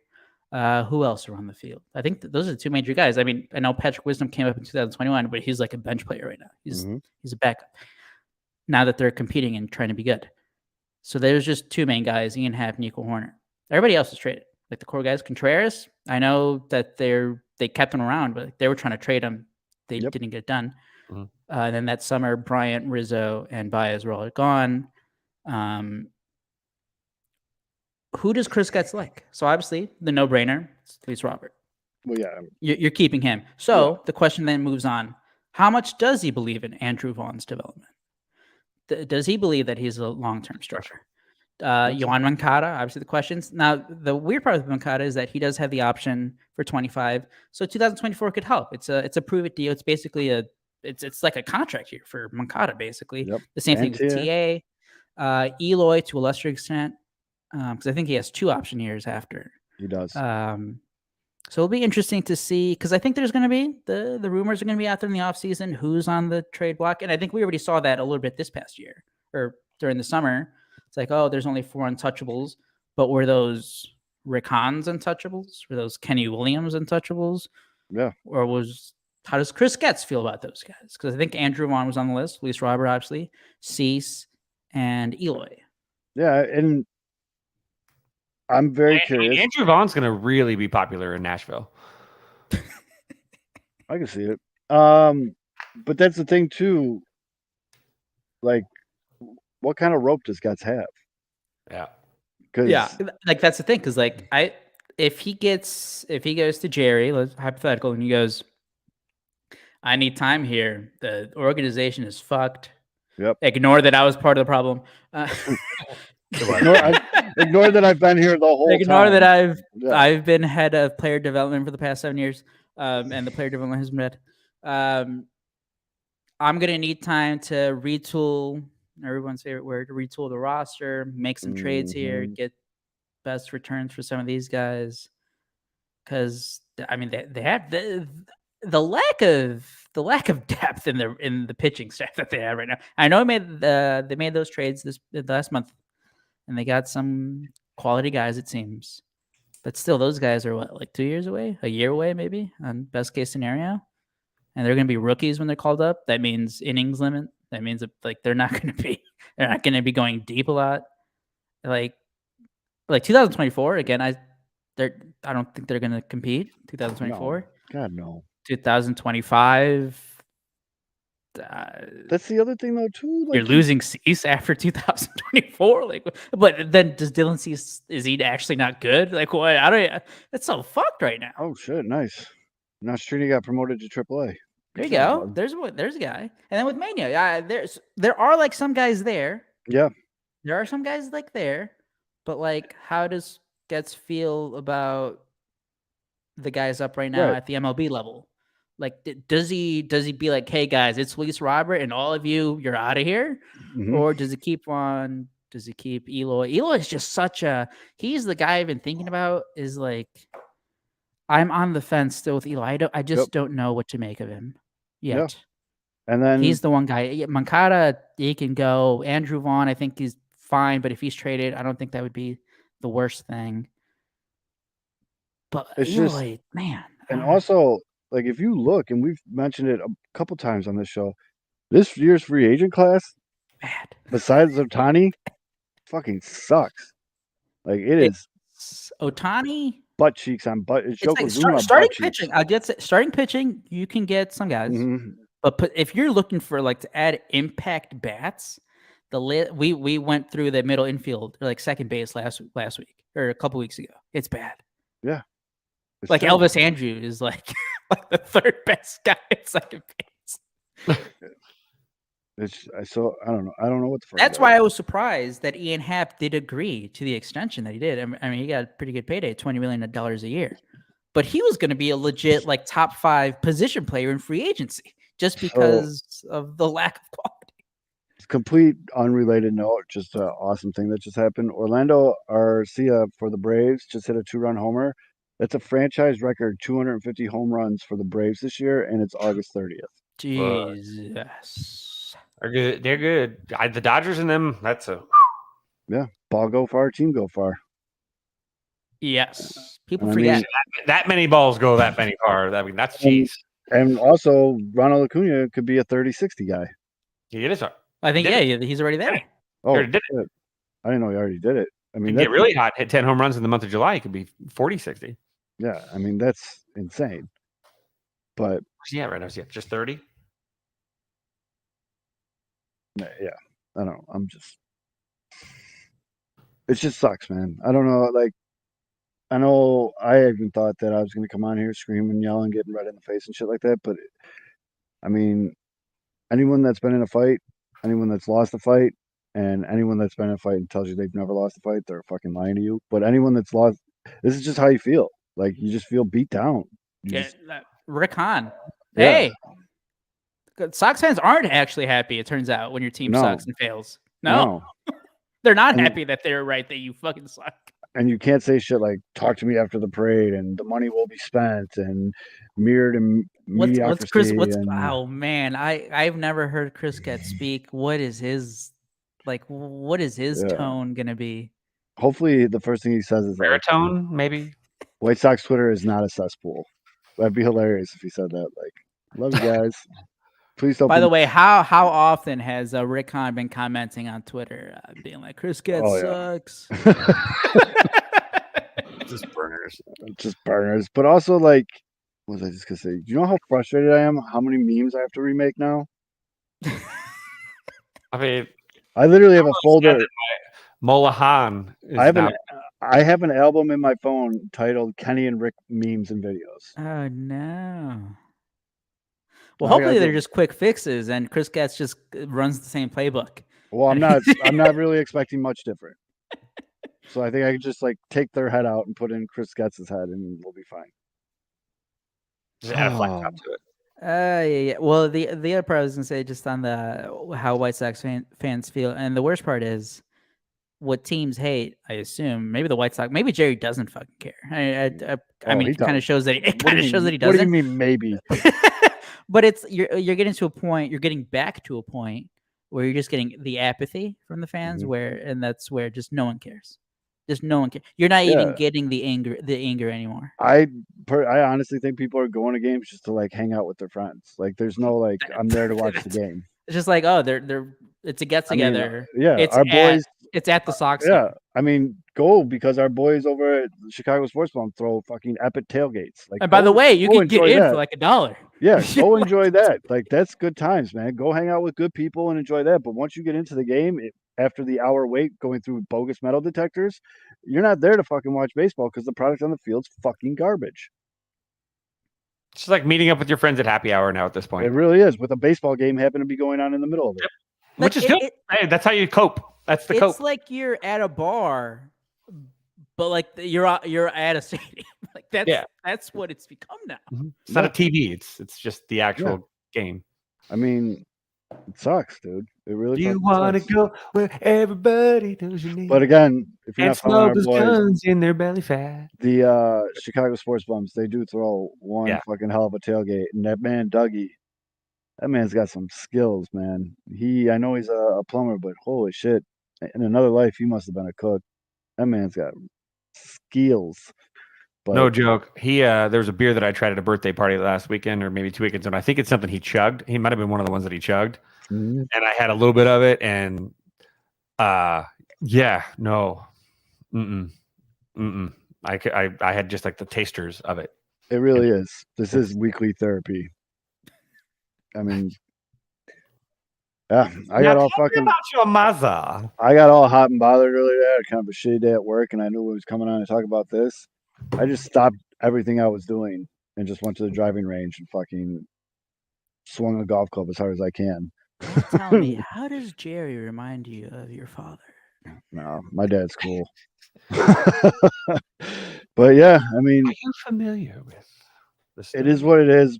And meanwhile, the team on the other side of town has fucking. They're wild. Right now, if the season ended, they're your wild card. Yep. And it doesn't look like they're slowing down. I mean, so this past week, the Cubs played 3-game series against the Brewers. I tell you what, I've been comparing the Brewers to the Cleveland Guardians for the past couple of years, and hats off to me because there is no perfect comparison. Hats off to me. Hats off to me, folks. Hats tip to myself. I stand correct. They're so fucking annoying to play against. With respect to them, I think that we always talk about like hating teams, but like there comes a point you hate them because they're good. Yep. They're pesky because are they a lot more talented than other teams? Probably not, but they play good fucking baseball. It is annoying as hell. But these 3 games, the first one was a stinker. Jameson Tynes shit the bed again. But as I tweeted after they won on Wednesday, the good Cubs pitchers were just better than the good Brewers pitchers. Cubs beat Corbin Burns and Brandon Woodruff back-to-back days. And I mean, it took every bit of good pitching from Justin Steele in the bullpen and then Kyle Hendricks and then the bullpen again. They did blow it, but offense came through in the 8th. Mm-hmm. That's the best, by the way. Hendricks has looked against a good hitting team in a long time, too. Like I looked it up. Kyle Hendricks has a 3.71 ERA in 45 innings against winning teams. I didn't look up how good their offense has been, but at least he's been showing up for the good hitting teams is what I'm more. Yes. But like as low, and this goes back to being a fan, enjoying the good times, because as low as it was 2 summers ago, oh man, how great does it feel to just watch meaningful baseball, to care, to sit down on we're out in here West Coast time, it's like 5 p.m. when the games start, but sitting down right around dinner time and then just strapping in those seatbelts for 2.5 hours because every pitch matters in every single game, especially these divisional opponent games. Mm-hmm. And all these 1-run games, oh my god, And this is an exceptional stretch for the Cubs too through September. What is it? September 12th? Is it or September 10th? Yeah, I think they play the 16th incredible weekend. slate, and it's all competitive baseball. It's all and so into September, you're getting Like that's the thing. Cubs Wrigley, did have a September, and it rains. cupcake. Cubs had a cupcake schedule like end of July, parts of August. If they get into the playoffs, they're going to be earning it. Like they're facing teams that are trailing them right behind in the wild card race. They're going to have 3 more against the Brewers at the end of the season. To Close it maybe out. that determines the division or not. I think right before that they play the Braves, which God damn it. Yeah, I hope the Braves clinch the top spot. On a So positive that note, they do roll into that series after 6 with the Pirates and the Rockies in that final week of the season. So that they're gonna Where is that Rockies series? I think it's in Chicago. Okay. And then Atlanta and Milwaukee are on the road, it looks like. All right. I was gonna say because that could get tricky because you can still be a good pitching team and go to Colorado. It can get get fucking bad out in Colorado. Or not here, there, Wrigley. But so right now the Cubs, they finished August 18-9. I think they've had a winning record in every month except for May. They're 9 games above 500, 3 games behind the Brewers. I think what are they, like 1 game ahead for the second wild card? They're 3 games behind the Phillies for the top wild card. I wrote back in either late May or early June when, May they were playing like shit, and then early June is when they got swept by the Angels. And I said at the time, because again at that time they were looking dreadful. I think they were 24-31 heading into June. And I was like, and that's what I kept saying, like you don't have to be a good team to compete in the division because at the time everybody fucking sucked. The Pirates were in first place. We've seen how bad the Pirates have been. And the Reds are up there too, right? Neck and neck. And it's like all you have to be is just like be around 500, and you're gonna be in the mix. Stop playing like assholes. Mhm. And I was like, at this point, the way they're playing, I don't see it turning it around. But then they finally realized we're the Cubs. We made mistakes in free agency. Well, all right, we can get rid of the bad players. They finally got rid of Trey Mancini, Tucker Barnhart, Hosmer after April. Now, they can't really do a Tyone because that's another 3-year commitment there. But it's getting to the point where you're like, hey, Ben Brown, are you healthy in September? Because we might need you. Because Jameson Tyone is just so annoying. He's had 7 good starts and 4 absolutely bad starts, or 5 absolutely bad starts in that 12-game stretch.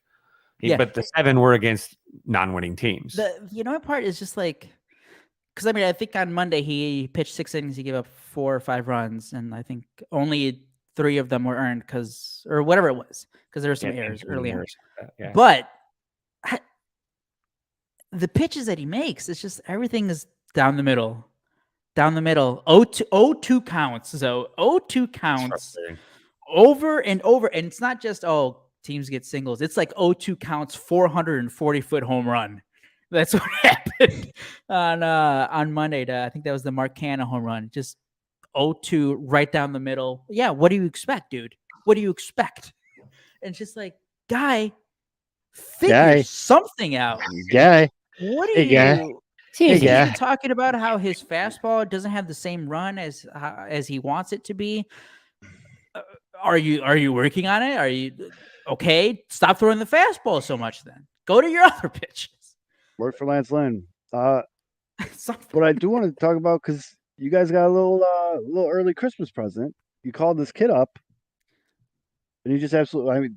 Didn't his first batter hit it like on fucking out of the ballpark?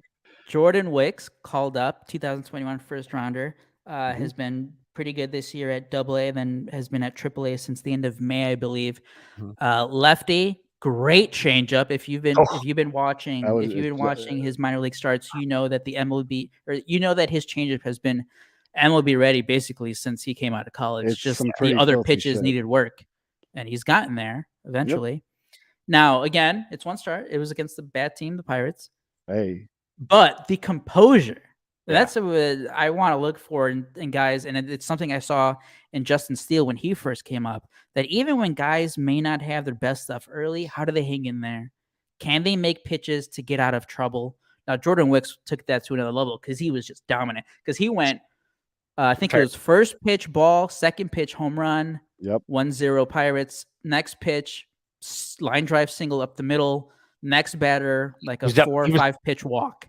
But yeah, and and this is, we talked, I actually sent a message when this was happening. He actually went 2-0. He fell behind 2-0 in the count. To Connor Joe, right? To Connor Joe. And so Connor Joe, if in this situation against a rookie, there's no reason to swing at this pitch in any way, shape, or form. Jordan Wicks throws a ball down, not a strike. Connor Joe swings and misses. So it should be a 3-0 count. He actually struck Connor Joe out then on the next 2 pitches. Didn't throw a single ball in the zone the entire at bat. So a struggling rookie in his first major league start, Connor Joe goes up there just swinging at everything and strikes out. And then, boom. 15 in a row retired. Yep. He struck out 9. Just the biggest boost because, I don't even think we've talked about this much.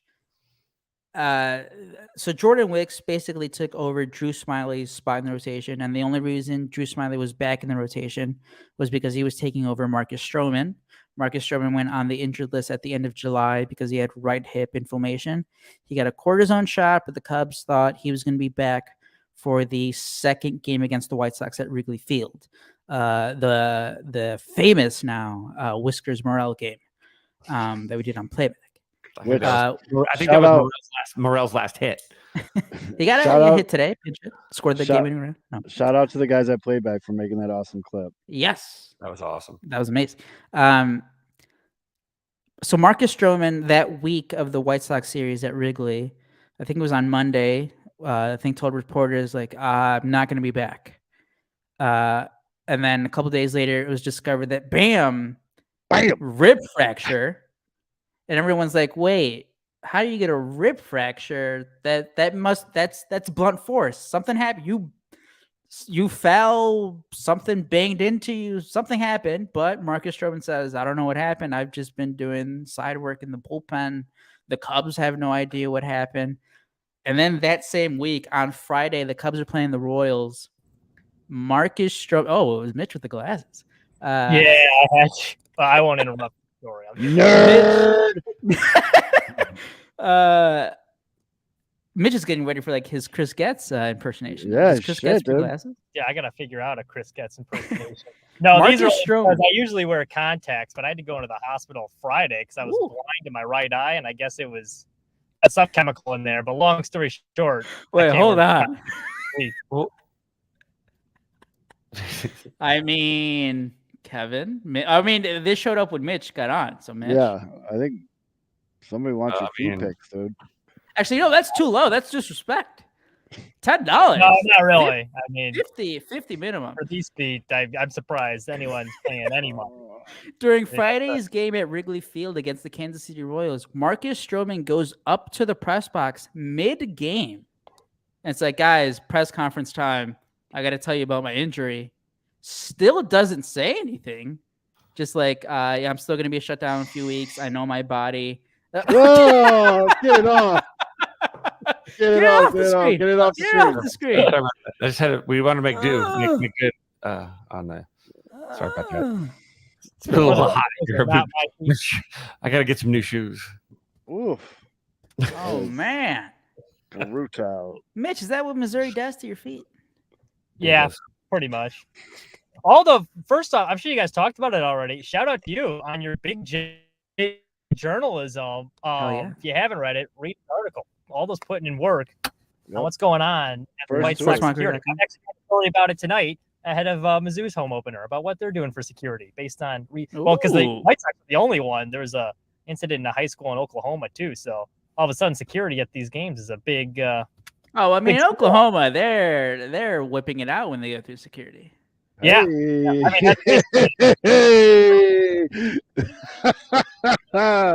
Oh shit, son. This show has completely gone off the rails. So the point is, Jordan Wicks was shooting bullets against the Pirates. Hey, now. Not blank. Yeah. Kevin, you can go more to the technical side and what you saw in the changeup. But again, that was this big pitch coming out of Kansas State. It's been MLB ready, but he's been working on the cutter, adding some velocity to his fastball. he had a curveball working as well a little bit, but it was mainly the changeup. I think he threw it like more than a third of the time, or more, like more than nearly half the time. More than 60% of the time. I thought it was. He was, and the Pirates had no chance. They were whiffing at everything. No, it was nasty. I mean, call it what it is. He had a very impressive debut. Well, the thing too that he did well, like again, you got the lefty changeup, and this is the thing that I'm actually all the positive stuff. He did really well. He came out, he threw well. Look, I'm the guy that bitched and moaned because the Cubs passed on Colson Montgomery for Jordan Wicks. So I was furious that day. I've said, make me wrong, make me feel better, and the hip youth pastor, which is what he looks like, went out and dealt. He's hiding a gun in there. But the best part that I liked about it was his composure. But the thing that concerns me a little bit about it is he does bounce a lot of pitches, a lot of baseballs. So that's getting pulled over. No, they're signaling for me to get I got 5 minutes. I'll be fine. Okay. Do I need to shut up real quick? We'll come back to it. And... You got anything you got to get off your chest before you got to go back to work? No, I don't. I just came to hang out. I really got nothing. Oh, yeah. Good vibes, guy. You came to flex the glasses. You just that's what it was. Everyone keeps calling me Clark Kent at work. I hate these things. Yeah, you're trying to put contacts in. You're adding looks to the portfolio. Yep. I get it. I got it. I get it. I look like I'm about to lose a Republican debate with these things. I don't know if it's... No, you look like you're about to rip your shirt off and go save some people from a flying, as with your cape. And I was going to say you look like you're about to represent your 14th DUI case of the day. Yeah. Mitch is the lawyer for this lady. Yeah. Looking like you're on hiding a gun in your belly fat. Call Mitch. Yeah. Allegedly. Kind of stumbling in. Like, which one? Allegedly. Allegedly. Yeah, you definitely look like the picture of like a realtor on a bus stop bench. That's it. I think that's a new segment. Mitch comes on for 5 minutes. We just roast him and then he leaves. It was broken and battered to go now stand in front of a camera with confidence and talk about meth. Oh. Yeah. Another meth. No meth stories recently. The closest, I think I talked about that one last week, though. I had to cover Animal Waste Lagoon. So that was an interesting one. This company, like, they basically just like dig a big ditch in a field and then dump all this trash they get from like surrounding states in there. And they're like, oh no, it's an agricultural company. Like, we're putting it in for soil. But if you look at the stuff they're collecting, it's clearly not for soil. It's like processed parts from like old like factory, like animal factories and shit. It's gross, but I know all pissed off and like, don't put that lagoon here. And they're like, I know for a fact Jerry has his hands in that. I don't know. I feel in danger. I feel like Mitch just revealed something that's like privileged information that now we're all going to be unalive. Oh, Mitch, thoughts on the witch's curse backfiring? It's your girl fucked up, man. Oh, I know. So it just shows witches aren't real. And witches can't be trusted. All right. Well, or maybe witches are too real. They just got shitty aim. Yeah, that could be too. Yeah. There you go, Mitch. That's enough. Cut it off. Go. Okay, back. Can I say? Okay. So that was close. That Missy suggested that be the official White Sox song, "Landslide." We should. Yeah. We should have. We can only play it in 3 second increments, but we have to cut it every like 2 to 3 seconds. Well, it's funny. Like I was talking to a White Sox season ticket holder. He's on Twitter, Southside Deech. I interviewed him for the story I'm doing tonight because we're talking about like the White Sox, and he was at the game when it happened, and we were like talking about like afterwards, like, hey, like, do you think this is rock bottom yet? And we're like, I don't know. Like, we keep saying it's rock bottom. So I don't think they have. There's always another layer. It's weird. Bottomless pit, yeah. Be interesting to see what the next rock bottom looks like. All right, I actually got to bounce. I'll hop back on after this live shot. Maybe if it's still going. If not, maybe. Good show. How about we get some behind the scenes? Just keep your phone running. Yeah, post up. Ooh, look at that parking lot. Ready for the stand up. Hey, I don't know if you can see. You should let your camera just sit there while you let your camera on. Put it on mute, mute, and then just watch you. Yeah, I want to see the live hit. Do your shoot. We'll watch you do your live hit. And if someone super chats us $20, Mitch will say, "Bumblebee Tuna, your balls are showing" during his live shoot. All right, I'm muting this laptop. That's a laptop. I thought it was on your phone, dude. No, just set it on top of the hood, right? You'll be fine. Yeah, that's a good point. We're gonna There get you Mitch go. fired, guys. Yeah, I know. This is some quality content here. We've got Oh yes. Make sure that we're on mute. Yeah, just mute us and then just go about your work. We're not even muted. here. All right, now you're muted. We're just mute sitting in the shit. car. Guys, Just sitting in the car. We're just watching you work. Look Buddy. at the pro go. Look at the that. mic. Look at the mic work. He's set up. He's gonna go put the Sennheiser on. He's gonna make sure they're on the same frequency here. They don't dude, even man, send home. having to still wear the work clothes, and you know it's humid as hell still. Oh fuck yeah! Oh man. Obviously, they're doing full shots because he can't wear shorts. But normally, if it's a medium shot, he could just stand up. Just and Wait, does little homie does he not even have a cameraman? He's doing his own work.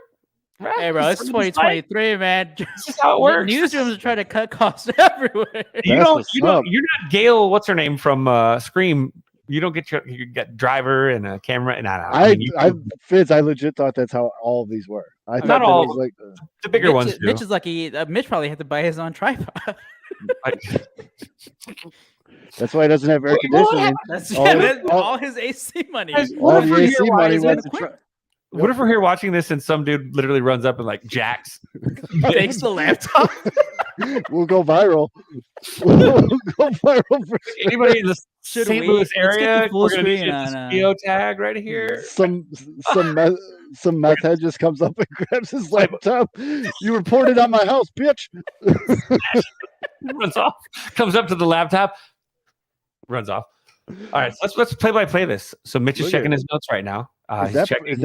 That light is bright as shit. Yeah, it's that's all in his face right now. He's got his notes. He's prepped. Look at he's shaking his knees to make sure he doesn't lock his knees so he doesn't black out on camera. Very well done. Make sure there's that Jeep. What's that Jeep doing? He just threw us a look too. Did you see that quick look at his right shoulder? Yeah. I'm liking the shirt tuck. Look at the mic positioning too. It's elite. That's a nice shirt tuck he's got going there. Is he outside of a high school right now? He said. No, that's Missouri, dude. It's like a Wildcat. Yeah, it's Missouri. Mizzou. No, I know. It looks like outside of a. No, that's stadium? University of Missouri. Oh, it is. Oh, yeah. That's what it is. That's what it is. Yeah. He's in So there, it's dude. potentially that a frat boy could just run by. Like, Okay, he's going over his what he's got to say. Mm-hmm. We just slowly see the laptop move, and he knows that people are watching. Mm-hmm. So he's He's extra nervous because he's like, even if nobody watches.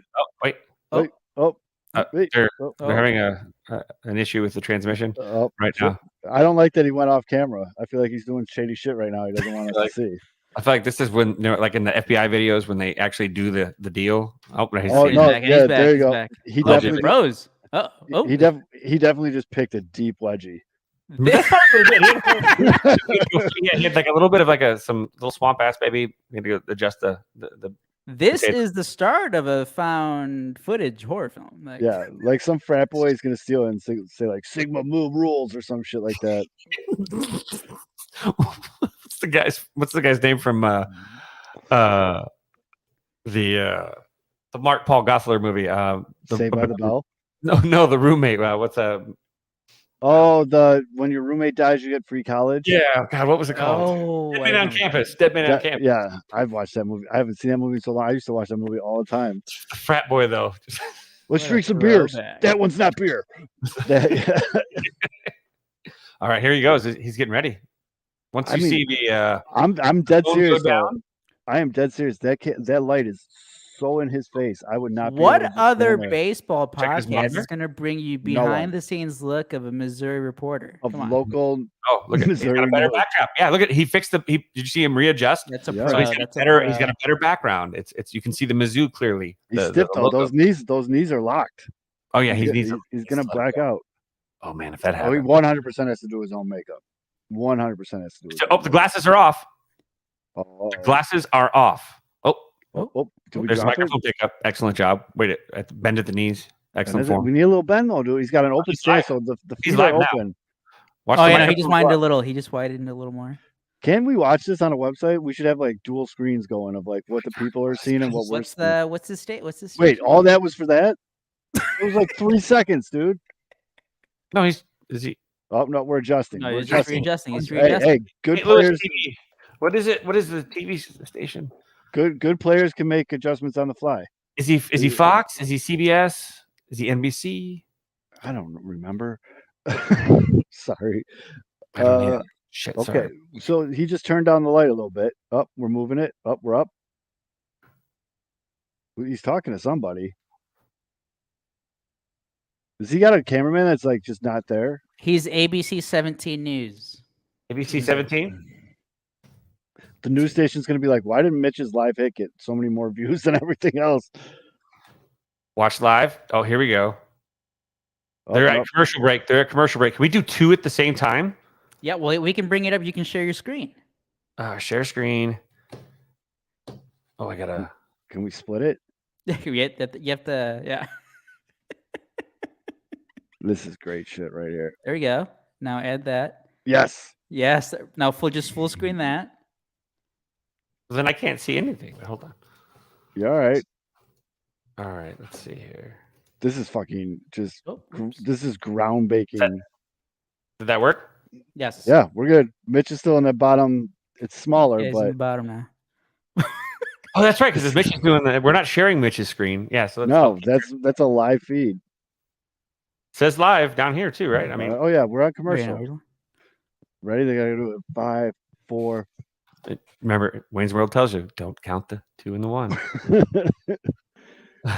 Guys, I can see your mouth moving for the 2 and the 1.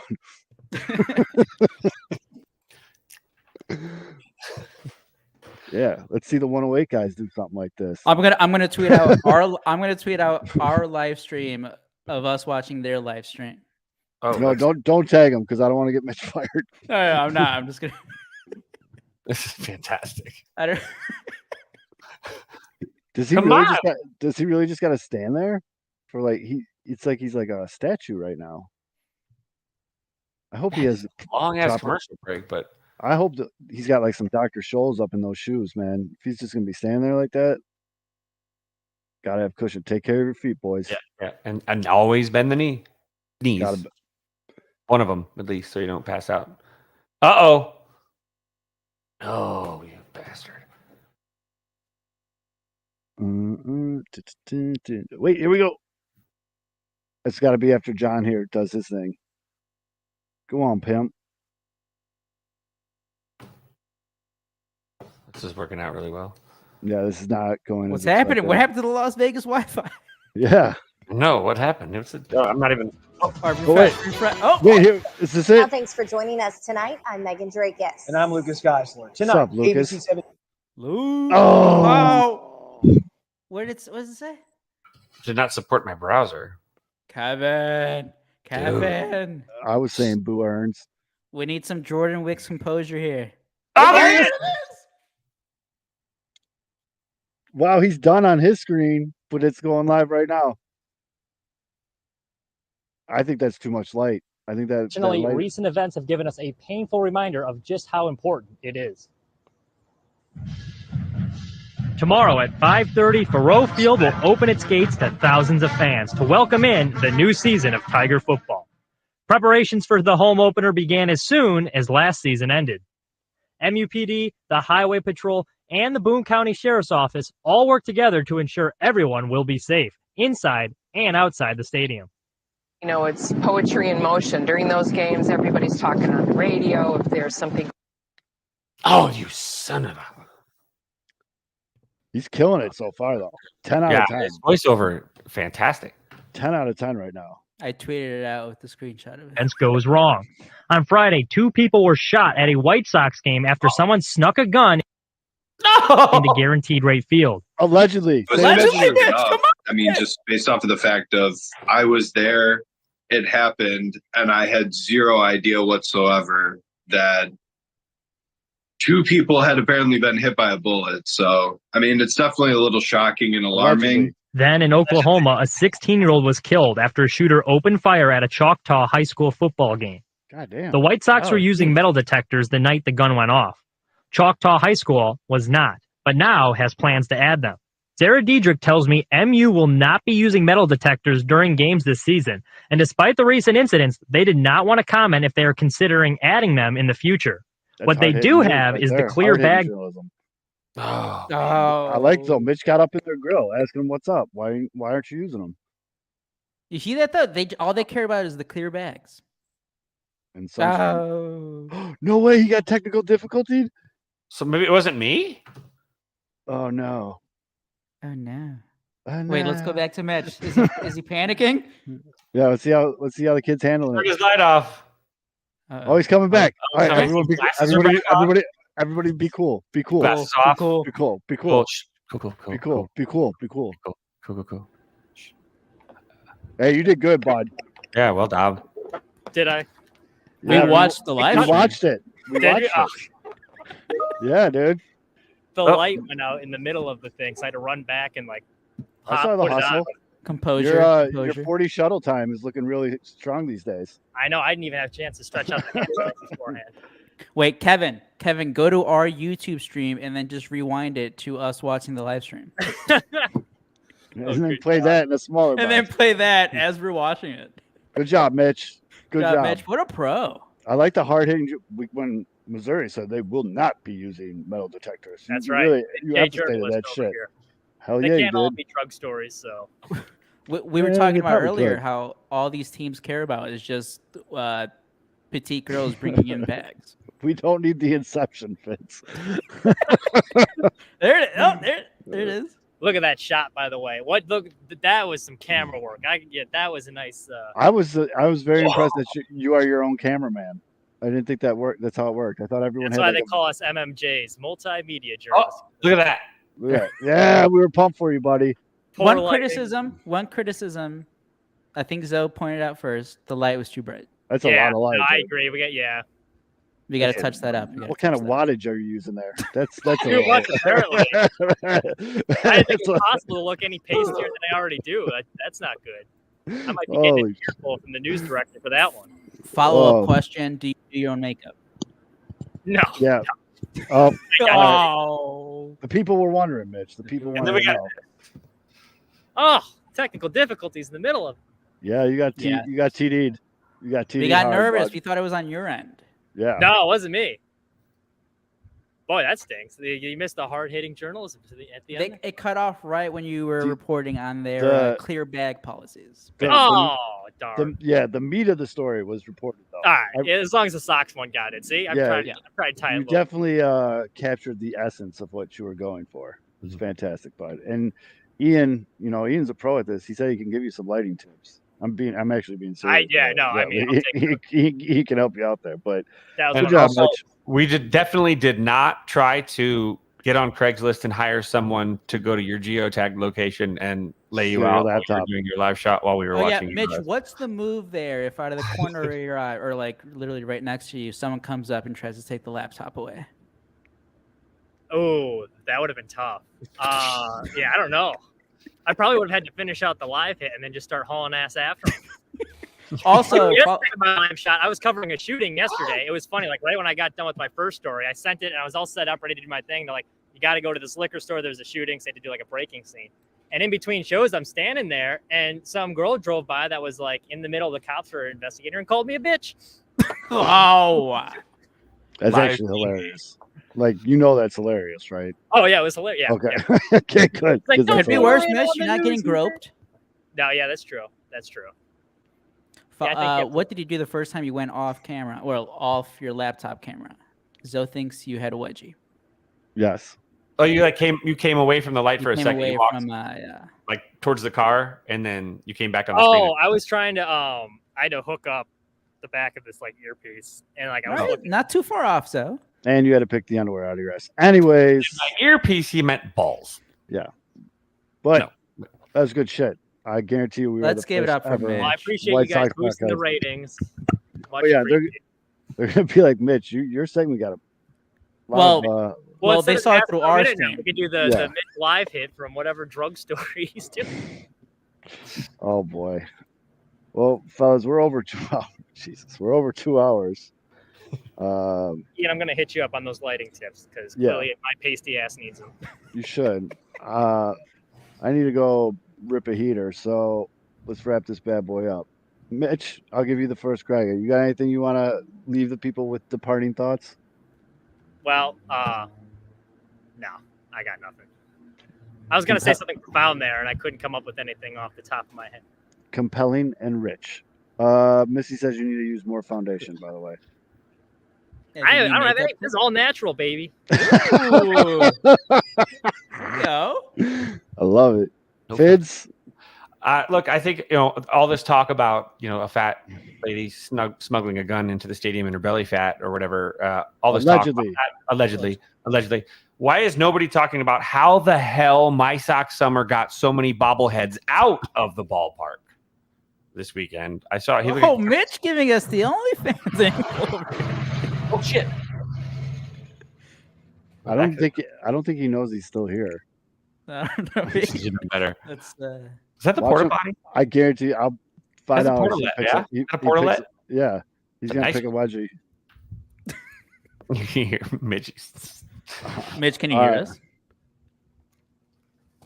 Oh, I'm still here. Is the show still going? Yeah. Yeah.